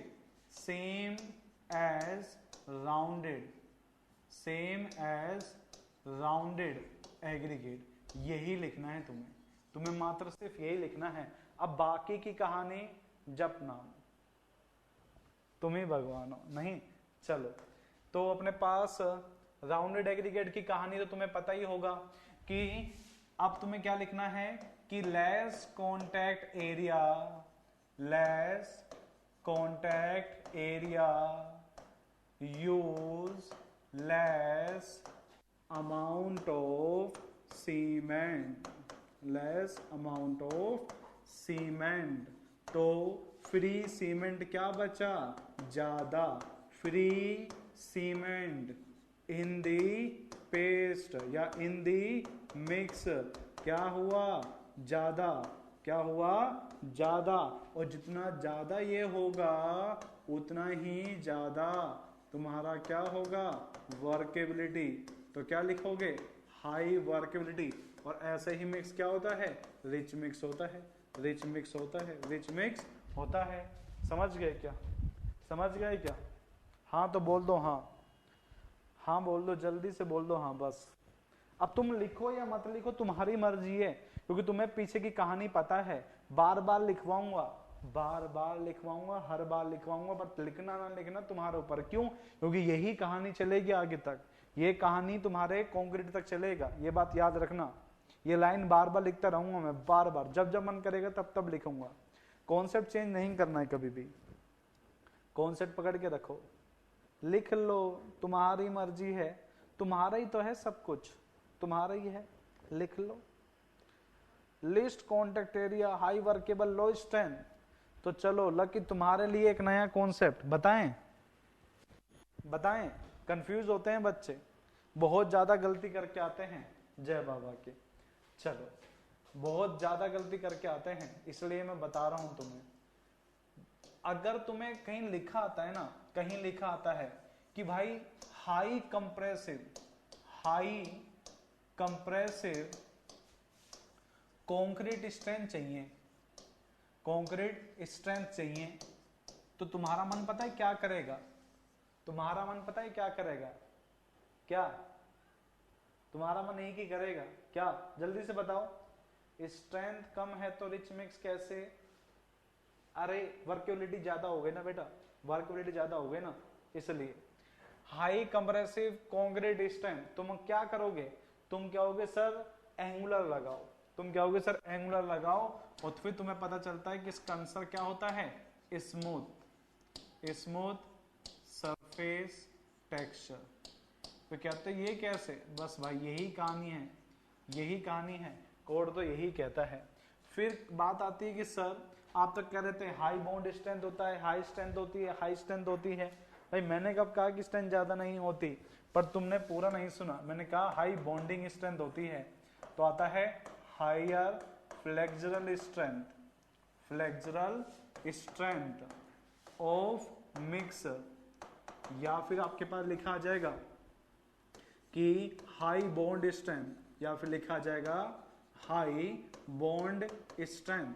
तो किस एग्रीगेट को यूज करोगे, तो तुम यूज करते हो रफ, रफ सरफेस एग्रीगेट। ये दो कहानी याद रखना कि इसकी कंप्रेसिव स्ट्रेंथ ज्यादा होती है, वो बाकी की जो फ्लेक्सुरल है और बॉन्डिंग स्ट्रेंथ है इसकी कम होती है।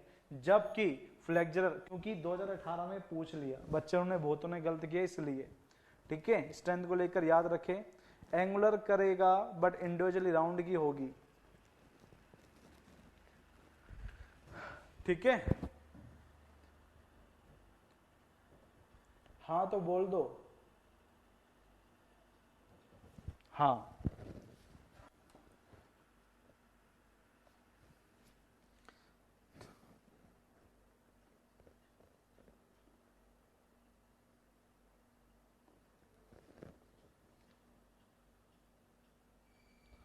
जल्दी जल्दी बोलो भाई, फिर आगे चले, और भी तो हैं, और भी तो हैं, जल्दी जल्दी बोल दो।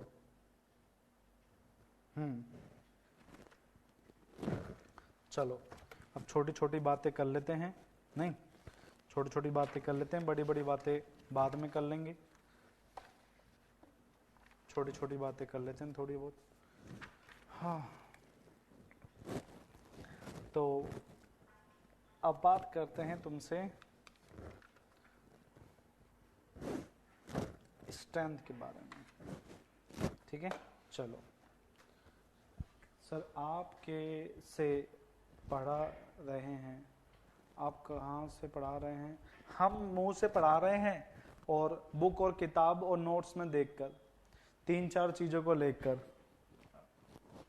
अच्छा कब से पढ़ा रहे हैं? अभी 1 बजे से पढ़ाना स्टार्ट किया था ना, अभी तुम्हें बताया तो सही, 1 बजे से स्टार्ट किया था पढ़ाना, तुमने देखा नहीं? हाँ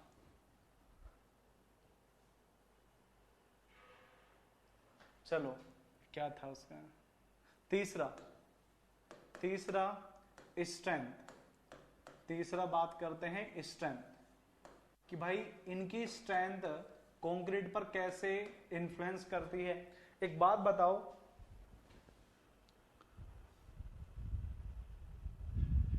ठीक है, होता क्या है।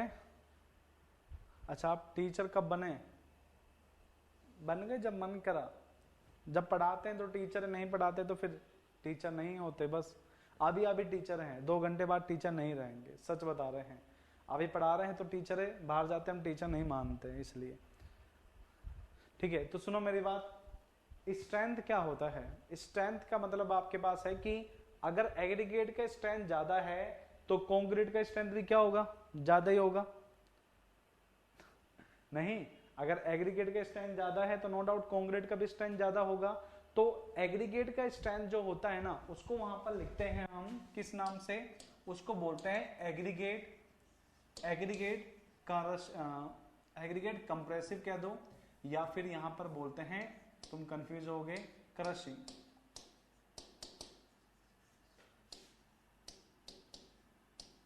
एग्रीगेट क्रशिंग स्ट्रेंथ से, ठीक है।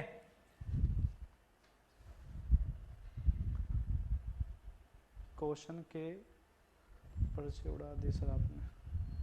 क्या लिखे समझ नहीं आया मुझे। वाटर पर डिमांड भी तो करेंगे कंक्रीट में। वाटर पे, अरे मैंने कब कहा नहीं करेगा। अभी तुम कंक्रीट को एग्रीगेट के साथ लेके चल रहे हो, पानी पीछे रह गया, ठीक है। तो अभी तुम किसके साथ चल रहे हो? एग्रीगेट के साथ में। तो एग्रीगेट को देखो, तुम अब पानी को मत देखो, ठीक है भाई जितेंद्र। हाँ चलो, होता क्या है, अच्छे से बात करें। देखो ये हमें किस चीज के बारे में बताता है। अगर मैं स्ट्रेंथ की बात करता हूं तो हमेशा एक चीज याद रखना कि ये रेजिस्टेंस होता है किस लोडिंग से। जल्दी से बताओ, जब भी मैं स्ट्रेंथ की बात करता हूं तो ये रेजिस्टेंस होता है किस चीज से? बताओ। ग्रेजुअली से। शाबाश बेटा, शाबाश, बहुत शाबाश, बहुत अच्छे, बादाम खाने लग गए, शाबाश। It is defined as resistance to increasing resistance to gradually increasing loading, okay. तो यह रेजिस्टेंस होता है किसका? ग्रेजुअली इंक्रीजिंग लोडिंग से रेजिस्टेंस को स्ट्रेंथ कहते हैं, ठीक है। हाँ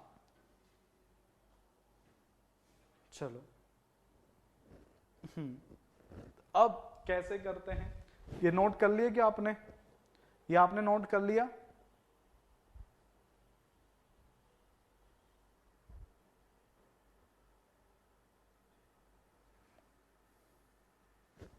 चलो, अब कैसे पता चलता है?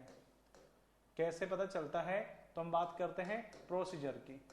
कैसे पता चलता है इसकी बात करते हैं। देखो, तुम सबसे पहले गए बाजार में, तुमने बाजार में जाके क्या खरीदा? तुमने एक सिव खरीदा, कितना mm का? 12 mm का। और उनके ऊपर से जो ये एग्रीगेट होते हैं, ये जो एग्रीगेट होते हैं इस तरीके से उनको पास करवा दिया। नीचे सिव रख दिया कितने mm का? 10 mm का। तो मतलब 12 mm से पास करेगा, 12 mm से क्या करना चाहिए? पास करना चाहिए। और 10 mm के ऊपर क्या करना चाहिए? रिटेन करना चाहिए। क्या करना चाहिए?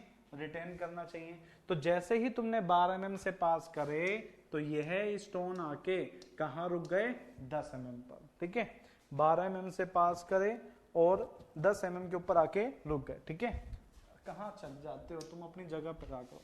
12.5 ठीक है। 12.5 से पास करे, 10 के ऊपर रख दिए। अब हमने क्या करना है? इनको उठाओ, इनको उठाओ, इनको ले जाओ कहां पर? एक मशीन में। इनको ले जाओ एक मशीन में और वहां पे मोल्ड में इन सभी को रख दो। इन सभी को रख दो। उस मशीन के ऊपर क्या होता है? हैमर लगा होता है। क्या लगा होता है? हैमर। और इस हैमर के ऊपर जो लोडिंग लगाई जाती है, क्योंकि जो अपरेटस है ना, यहाँ पे अपरेटस का अगर नाम आता है, कभी नहीं आएगा क्योंकि तुम्हें पता है ना, अपरेटस का अगर नाम की बात करें तो कौन सा होता है बताओ, यूटीएम के साथ वाला क्या नाम था, नहीं प्रॉपर्टी बता रहा हूं, फिर बता दिया हमने कि फाइंड कैसे करते हैं, सीटीएम, ठीक है, क्या नाम है, सीटीएम, इसे क्या बोलते हैं, क्रशिंग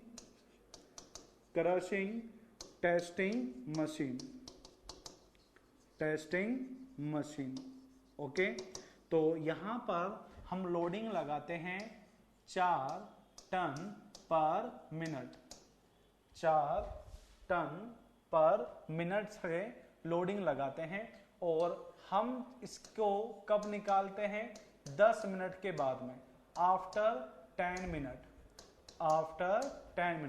10 मिनट के बाद में निकाला, तो मुझे एक बात बताओ कितना लोडिंग लग चुका होगा, मुझे एक बात बताओ 10 मिनट के बाद जब मैं निकालूंगा तो कितना लोडिंग लग चुका होगा।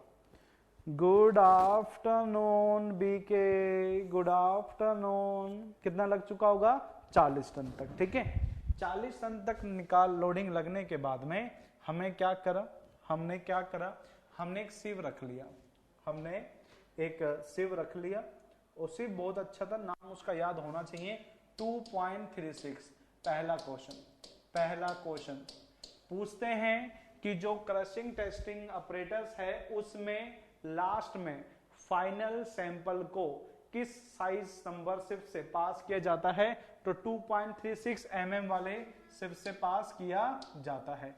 तो इनको निकाल दो और यहां से पास कर दो, जितना भी पास हो जाएगा यहां पे परात रख दो, परात वही तसला जिसको लेके मसाला लेके जाते हैं, तो पास करवा दिया, यहां पे आके रुक गया, अब हुआ क्या कि 10 mm वाला एग्रीगेट था, पास हो रहा है 2.36 वाले से, तो ये कैसे पास हो सकता है, क्योंकि जब तुमने लोडिंग लगाया ना, तो जो एग्रीगेट जिनका स्ट्रेंथ कम था वो पीस के पाउडर हो गए, वो पीसे कंप्रेसिव स्ट्रेंथ से, तो वह किस चेंज में हो गए, पाउडर फॉर्म में। भाई होना नहीं चाहिए, क्योंकि अगर कोई एग्रीगेट हम यूज करें तो उसका स्ट्रेंथ ज्यादा होना चाहिए, तो लोडिंग लगाने पर जो पाउडर फॉर्म में चेंज हो जाते हैं उनकी स्ट्रेंथ क्या है, कम है, तो उनको हमें रिजेक्ट करना है। तो हमें कैसे पता चलेगा कि कब रिजेक्ट करना है, तो जितना भी पास हो जाता है ना, हमने मान के चलो यहां से वेट बोल दिया W1, और यहां के वेट को जो पास हो चुका है उसको क्या बोल दिया, W2। तो हमने क्या करा, इनका परसेंटेज ले लिया, percentage of aggregate crushing value, okay. Aggregate crushing test, V से मतलब क्या है, वैल्यू, कितना वैल्यू है, तो W2 जो क्रश हो चुका है, कंपेयर कर लो इनिशियल वेट से, परसेंटेज की बात की है तो मल्टीप्लाई कर दो 100 से, ओके। 2 क्वेश्चन आते हैं यहां से, उनको स्टार कर लेना कि 30% से ज्यादा नहीं होना चाहिए, है ना। अब 30% से ज्यादा कहां नहीं होना चाहिए, अब वो तुम लिख लो। पहला आंसर है रोड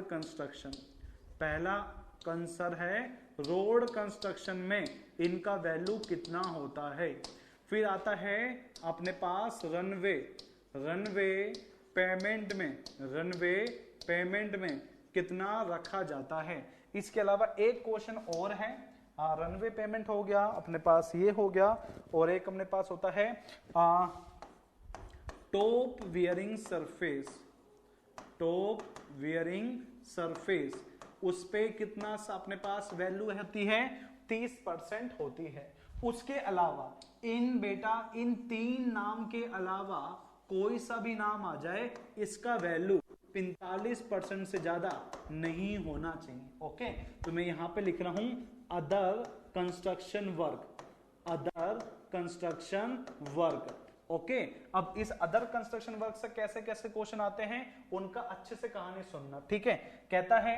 कहता है बिल्डिंग बना रहा हूं, तुम्हारे लिए नहीं अपने लिए, बिल्डिंग कंस्ट्रक्शन का काम चल रहा है, बताओ कितना लेंगे, तो आंसर होगा 45, ओके।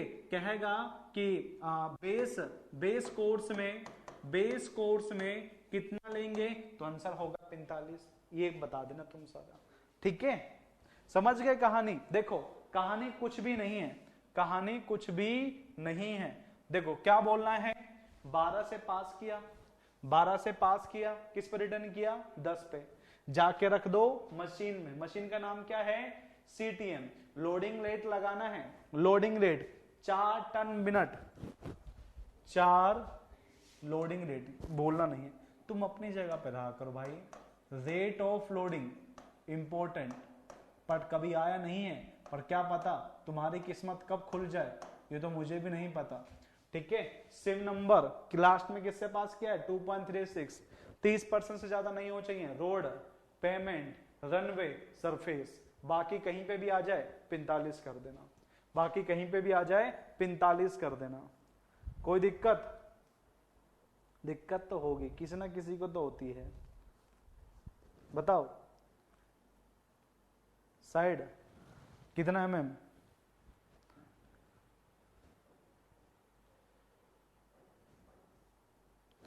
स्लाइड साइड कर दूं, ये लो,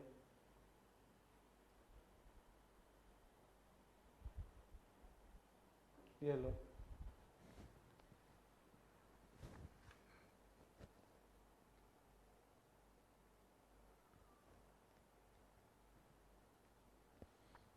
बीके दोबारा देखना क्लास, तुम पहली बार आए, मैंने पहली क्लास के बाद दूसरी क्लास में कह दिया था कि स्क्रीनशॉट नहीं मिलेगा, कुछ स्लाइड रह जाती है तो बात अलग है बेटा, सभी स्लाइड वापस नहीं हो पाएगा। देखो देखो 98 स्लाइड है, 98 स्लाइड, तो कैसे पॉसिबल हो पाएगा, 18 है, अरे 98 है, 98 है, तुम्हें नहीं दिख रहा, दिख नहीं रहा, लाइटिंग बहुत ज्यादा है, 98 है वो, ठीक है। हाँ तो पॉसिबल नहीं हो पाएगा ना, इसलिए तो तुम वापस देखना, ठीक है। हाँ चलो ठीक है, चलो आगे चलें, दूसरा टेस्ट करें। लास्ट वाले पॉइंट में मैंने एक ये कहा है, अरे दिखा देंगे, मजाक कर रहे हैं, दिखा देंगे, ठीक है। मैंने ये कहा है कि 30% से ज्यादा नहीं होना चाहिए, यह है एग्रीगेट क्रशिंग वैल्यू, 30% से ज्यादा नहीं होना चाहिए। अगर तुम एग्रीगेट को रोड कंस्ट्रक्शन पे यूज कर रहे हो, अगर तुम एग्रीगेट को रनवे पे यूज कर रहे हो, या फिर जो अपने पास अलग अलग लेयर होता है ना रोड का, तो रोड का जो टॉप लेयर होता है ना, उसे कहते हैं वियरिंग कोर्स या सरफेस कोर्स, तो उस पर भी 30% ज्यादा नहीं होना चाहिए, ठीक है। उसके बाद अगर कहीं पे भी यूज करते हो, तुम अपने घर में यूज करते हो, तुम अपने दीवारों पे यूज करते हो, फ्लोर में यूज कर रहे हो, बिल्डिंग बना रहे हो, कहीं पे भी यूज कर रहे हो, तो ये 45% से ज्यादा नहीं होना चाहिए, ठीक है भाई कुलदीप।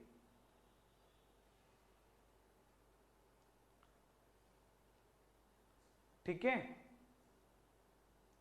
हाँ तो बोल दो।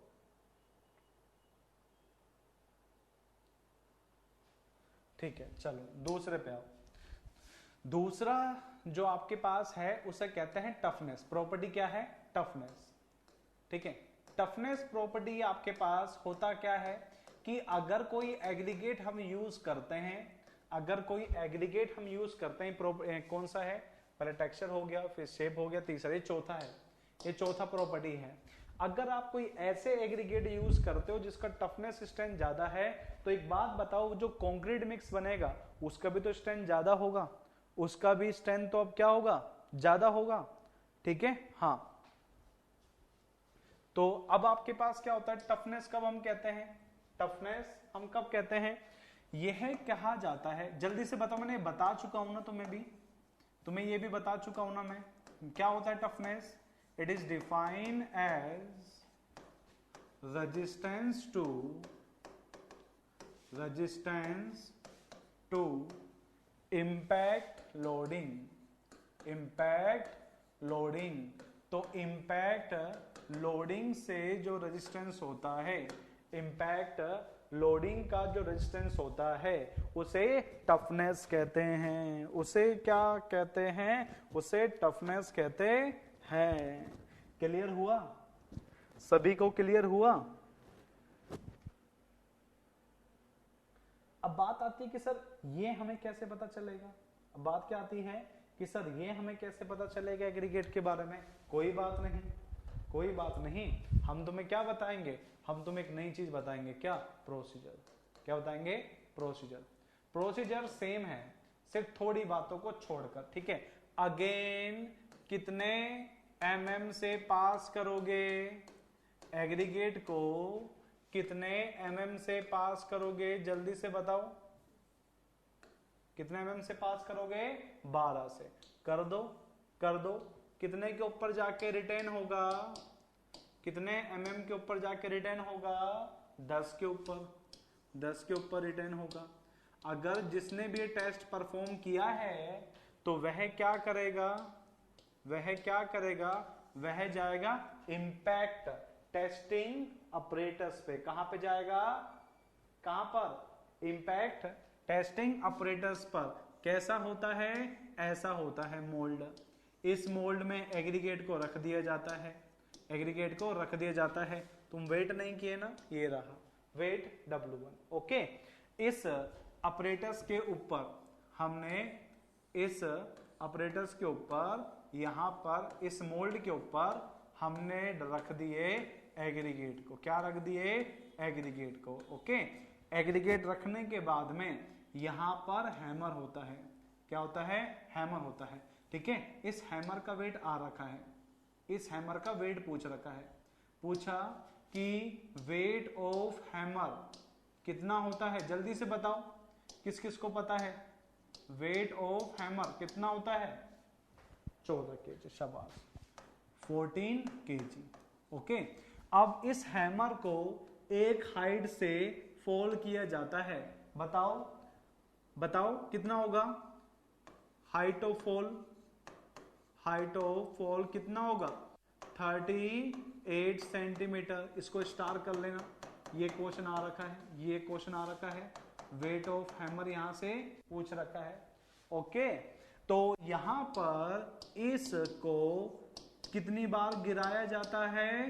इसको गिराया जाता है 15 बार। कितनी बार गिराया जाता है? 15 बार। मतलब हैमर उठाएंगे गिर जाएगा, उठाएंगे गिर जाएगा, उठाएंगे गिर जाएगा। तो कितनी बार आपके ऊपर गिरना है? आपके ऊपर नहीं, एग्रीगेट के ऊपर गिरना है 15 बार, ठीक है।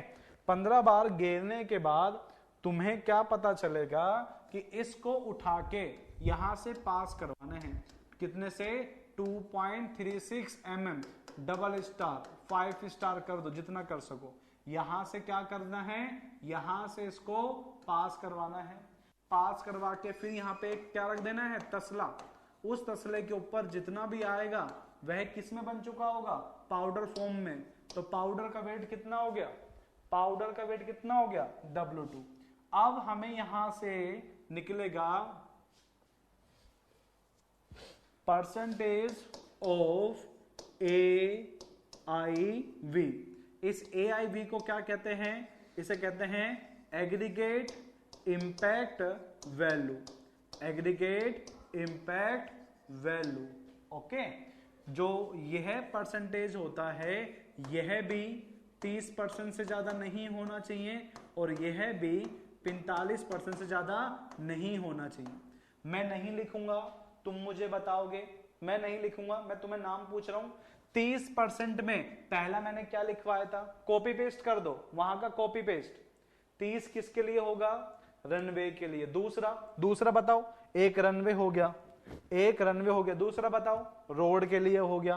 तीसरा बताओ, तीसरा, तीसरा रनवे, रोड, और तीसरा वियरिंग कोर्स, सरफेस वाला है ना, सरफेस वियरिंग कोर्स। तो यहां पर रोड, यहां रनवे, यहां वियरिंग। ओके, अब बताओ 45 किस किस के लिए बताया था? 45 किस किस के लिए बताया था? किस किस के लिए बताया? हाउस के लिए, बिल्डिंग के लिए, बेस कोर्स के लिए, कहीं पे भी यूज करो। अदर कंस्ट्रक्शन में 45, अदर कंस्ट्रक्शन में 45, ठीक है। अदर कंस्ट्रक्शन में 45। ओके, चलो लिख लो, लिख रहे हो।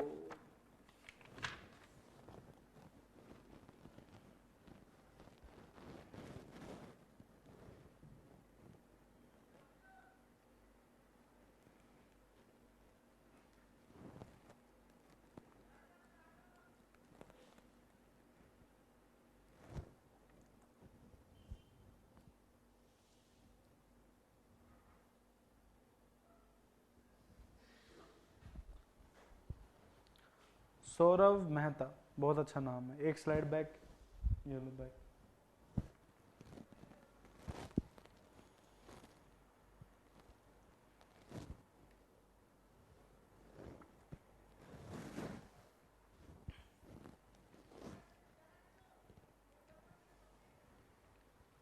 अरे बी के बेटा दे देंगे सर, मेरा नाम कुलदीप। तुम्हारा नाम तो कुलदीप ही है, बहुत शानदार नाम है, मैं पहली बार सुना। चलो नोट कर लो। Okay sir, thank you. जाओ बेटा तुम जाओ, आज तो क्लास 4 बजे तक ही लूंगा देवकरण, तुम जाओ आज, जाओ आज तक चलेगा क्लास लंबा, जाओ जल्दी जाओ तुम।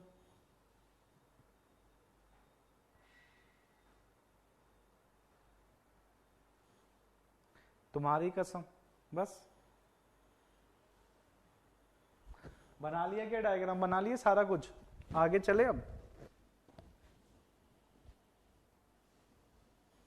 अरे इमोशनल कर देते हो, जाओ जी लो तुम्हारी जिंदगी।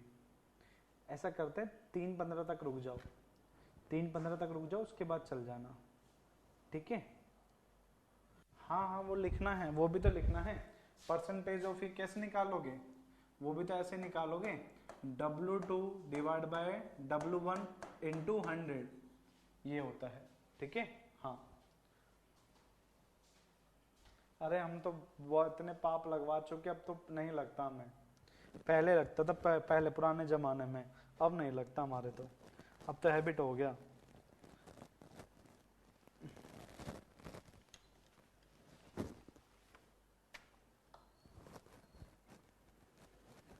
ठीक है चलो, एक टेस्ट और कर लेते हैं इसी नाम पर, नहीं पाप के नाम पर एक और टेस्ट। चलो आगे बढ़ते हैं इसी के साथ में, देखते हैं क्या बताएं इस टेस्ट में कुछ बढ़िया।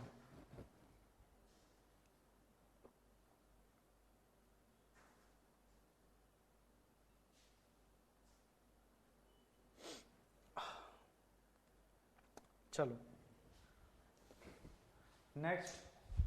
नेक्स्ट आपके पास बात करते हैं 1 2 3 4 5, ये है हार्डनेस, ये है क्या है हार्डनेस। बताओ हार्डनेस, मैं बताया था कि यह एक चीज से रेजिस्टेंस होता है, किस चीज से रेजिस्टेंस होता है ये तुम बताओ। मैंने कहा था कि एक चीज से रेजिस्टेंस होता है, किस चीज से, वीआर और टीआर। शाबाश, बहुत ऊपर जाओगे बेटा प्रिंस, बहुत ऊपर जाओगे, शाबाश। इट इज defined as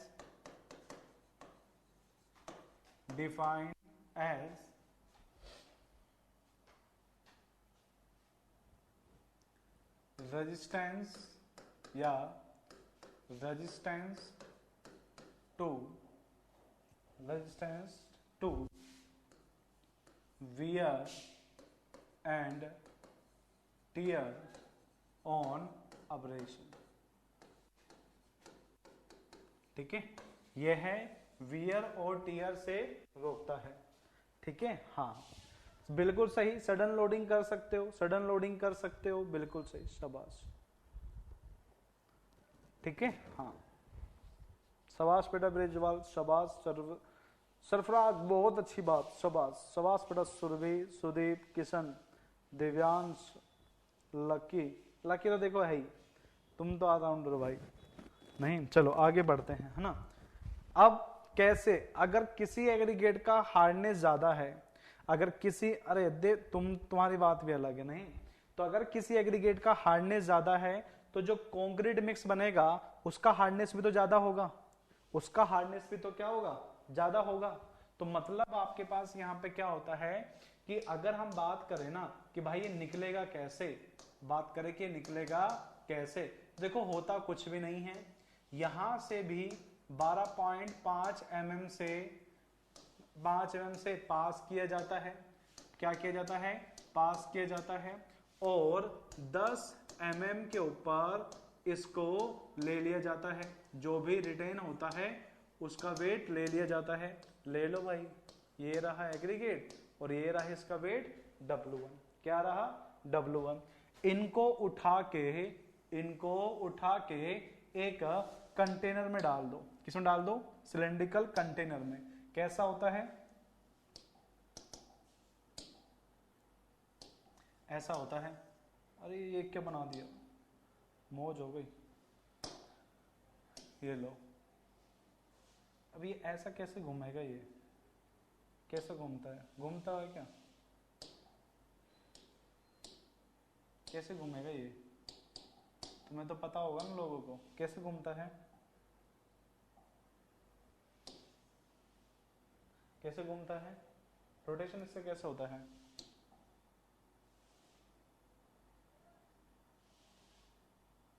हमें क्यों रोटेशन करवाना, नहीं हमें क्यों रोटेशन करवाना इसका। ये लो खत्म, यहां से लो, ओहो मौज कर दी।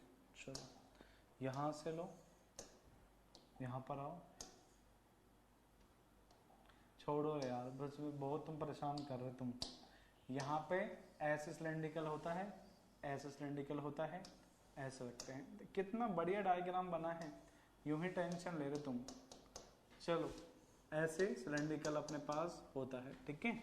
इसका जो लेंथ और डाया है का रेशो 2 रहता है, ठीक है। तो मतलब अगर बात करें लेंथ 2 नहीं रहता, इसका लेंथ तो होता है 500 mm, ठीक है, इस सिलेंड्रिकल कंटेनर का। और जो इसका डाया है, यह होता है 700 mm, यह होता है 700 mm। यहाँ पे रख दिए एग्रीगेट, यहाँ पे रख दिए एग्रीगेट, ओके। इनका वेट W1 हम कर चुके हैं।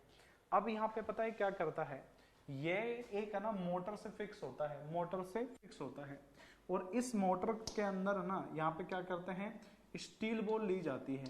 कितनी बॉल लेते हैं स्टील, 9 या 7, ठीक है। 3 हमने 9 ली थी, तो नंबर ऑफ स्टील बॉल लिया, नंबर ऑफ स्टील बॉल लिया और 9 बॉल को इसके साथ डाल दिया। क्यों, क्योंकि मैंने है ना यहाँ पे लिखा है कि ये वियर और टीयर बताता है। इसका मतलब आपके पास क्या होता है कि यह तुम्हें बताता है अब्रेशन, यह तुम्हें बताता है अब्रेशन के बारे में, जो कि डिफरेंट पार्टिकल के बीच में होता है। और टीयर आपके पास क्या होता है, सेम पार्टिकल के बीच में। और तुम्हें पता होगा कि आपको पता ही होगा कि जब डिफरेंट पार्टिकल के बीच में, ठीक है, जब आपके पास रबिंग होती है, रबिंग बिटवीन सेम पार्टिकल के बीच में होती है, तो उसे एट्रेशन कहते हैं, उसे एट्रेशन कहते हैं। और अपने पास अब्रेशन में क्या होता है, अब्रेशन में क्या होता है, ये रबिंग होती है, बट ये क्या होते हैं, डिफरेंट पार्टिकल होते हैं, डिफरेंट पार्टिकल होते हैं। तो हमें ये जो टेस्ट है ना, ये अब्रेशन को लेकर है। क्या है, अब्रेशन को लेकर। इस कारण से हमने एग्रीगेट के साथ में किसको डाल दिया है, स्टील बॉल को, क्योंकि वही तो इसका क्या करेंगे, अब्रेशन करेंगे। स्टील बॉल को यहाँ पे डाल दिया जाता है। और अगर हम यहाँ पे डाया की बात करें ना, अगर हम डाया की बात करें तो डाया ऑफ स्टील बॉल तो वो होती है 48। कितनी होती है, 48। जो यहाँ पर नंबर ऑफ रोटेशन करवाए जाते हैं ना, टोटल नंबर ऑफ रोटेशन जो करवाए जाते हैं वो करवाए जाते हैं 500। क्या करते हैं, 500।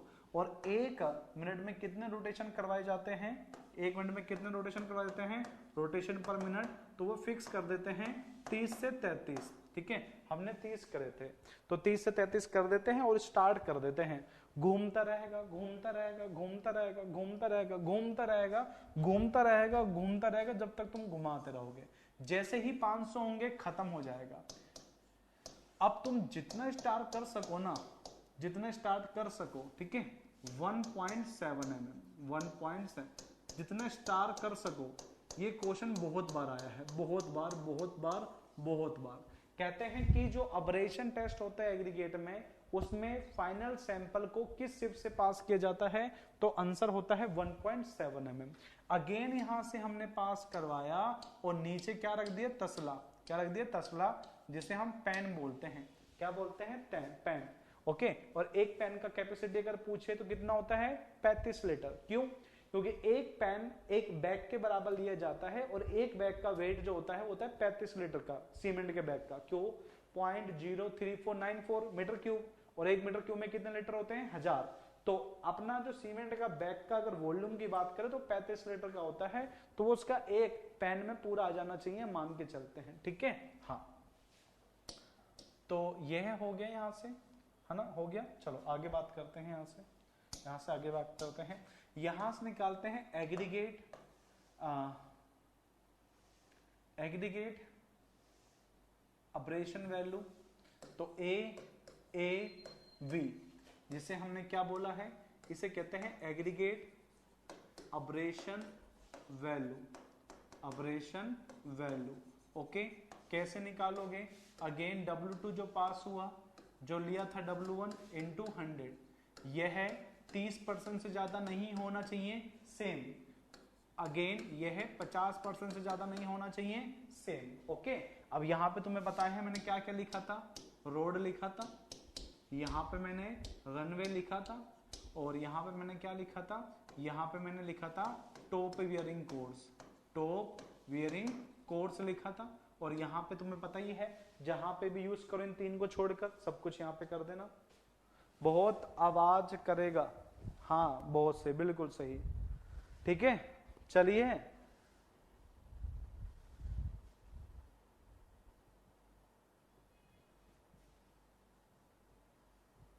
ठीक है, हाँ आयरन बॉल, वही बात है।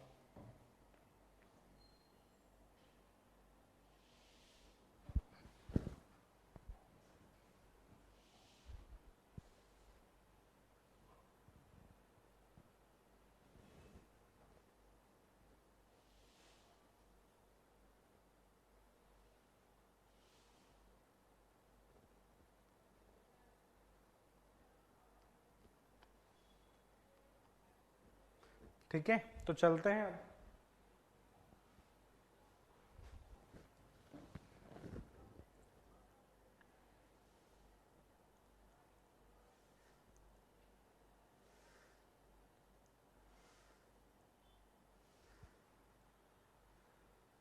खा लो।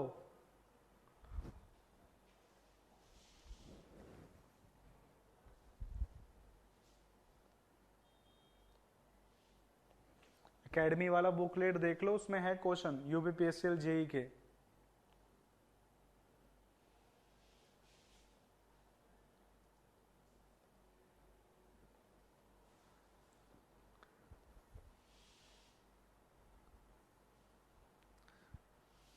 सुदीप बेटा, कहां से क्या करते हो तुम? हाँ 9000 वाली। अरे अगर तुम रोड पे यूज कर रहे हो तो 30 से ज्यादा नहीं होना चाहिए, 30 से ज्यादा हुआ तो रिजेक्ट। अगर और कहीं पे यूज करो तो 50 से ज्यादा नहीं आना चाहिए। अब बीच में लाके तुम क्या करना चाह रहे हो?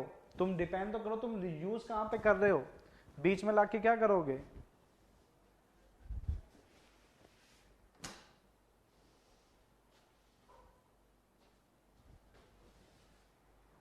ठीक है, चलो स्क्रीनशॉट ले लो, जिसको भी लेना है लो। यहां से बीके सिर्फ तुम्हारे लिए। जय श्री श्याम। 1 2 3 4 5, 1 2 3 4 5। हार्डनेस में 50 होता है, बाकी में 45 होते हैं। तुम्हारा शो कर रहा है कमेंट कुलदीप। 1 2 3 4 5, 1 2 3 4 5, 1 2 3 4 5, 1 2 3 4 5। बड़े बीके हो या नहीं तुम यहां पर? 1 2 3 4 5, 1 2 3 4 5, 1 2 3 4 5, 1 2 3 4 5, 1 2 3 4 5। हाँ, आरपीएम का मतलब होता है रोटेशन पर मिनट।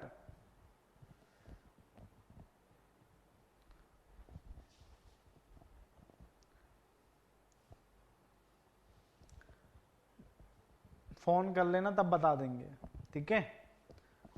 नंबर सेव कर रखे हैं सरफराज हमने तुम्हारे, देख लेना, स्टेटस पे दिख जाएगा तुम्हें कल। और जिसको नहीं पता वो स्टेटस देख लेना, ठीक है। चलो 1 2 3 4 5, 1 2 3 4 5, 1 2 3 4 5। अभी भी देख लो, अभी भी लग रहा है, जो होता है ना पर्सनल स्टेटस होता है वो वाला देखना, जाके नीचे दिख जाएगा तुम्हें।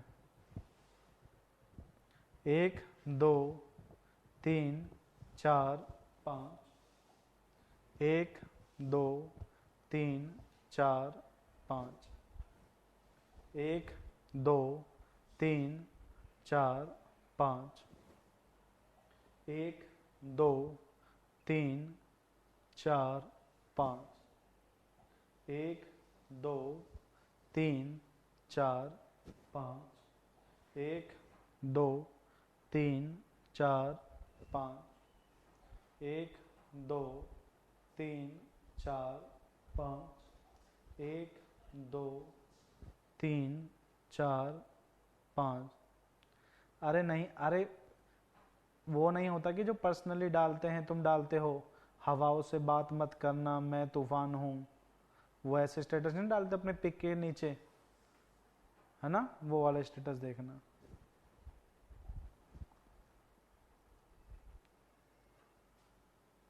ठीक है, चलो कल मिलते हैं, कल मतलब 2 दिन के बाद। जब तक के लिए अलविदा, ठीक है। चलो टाटा, बाय बाय।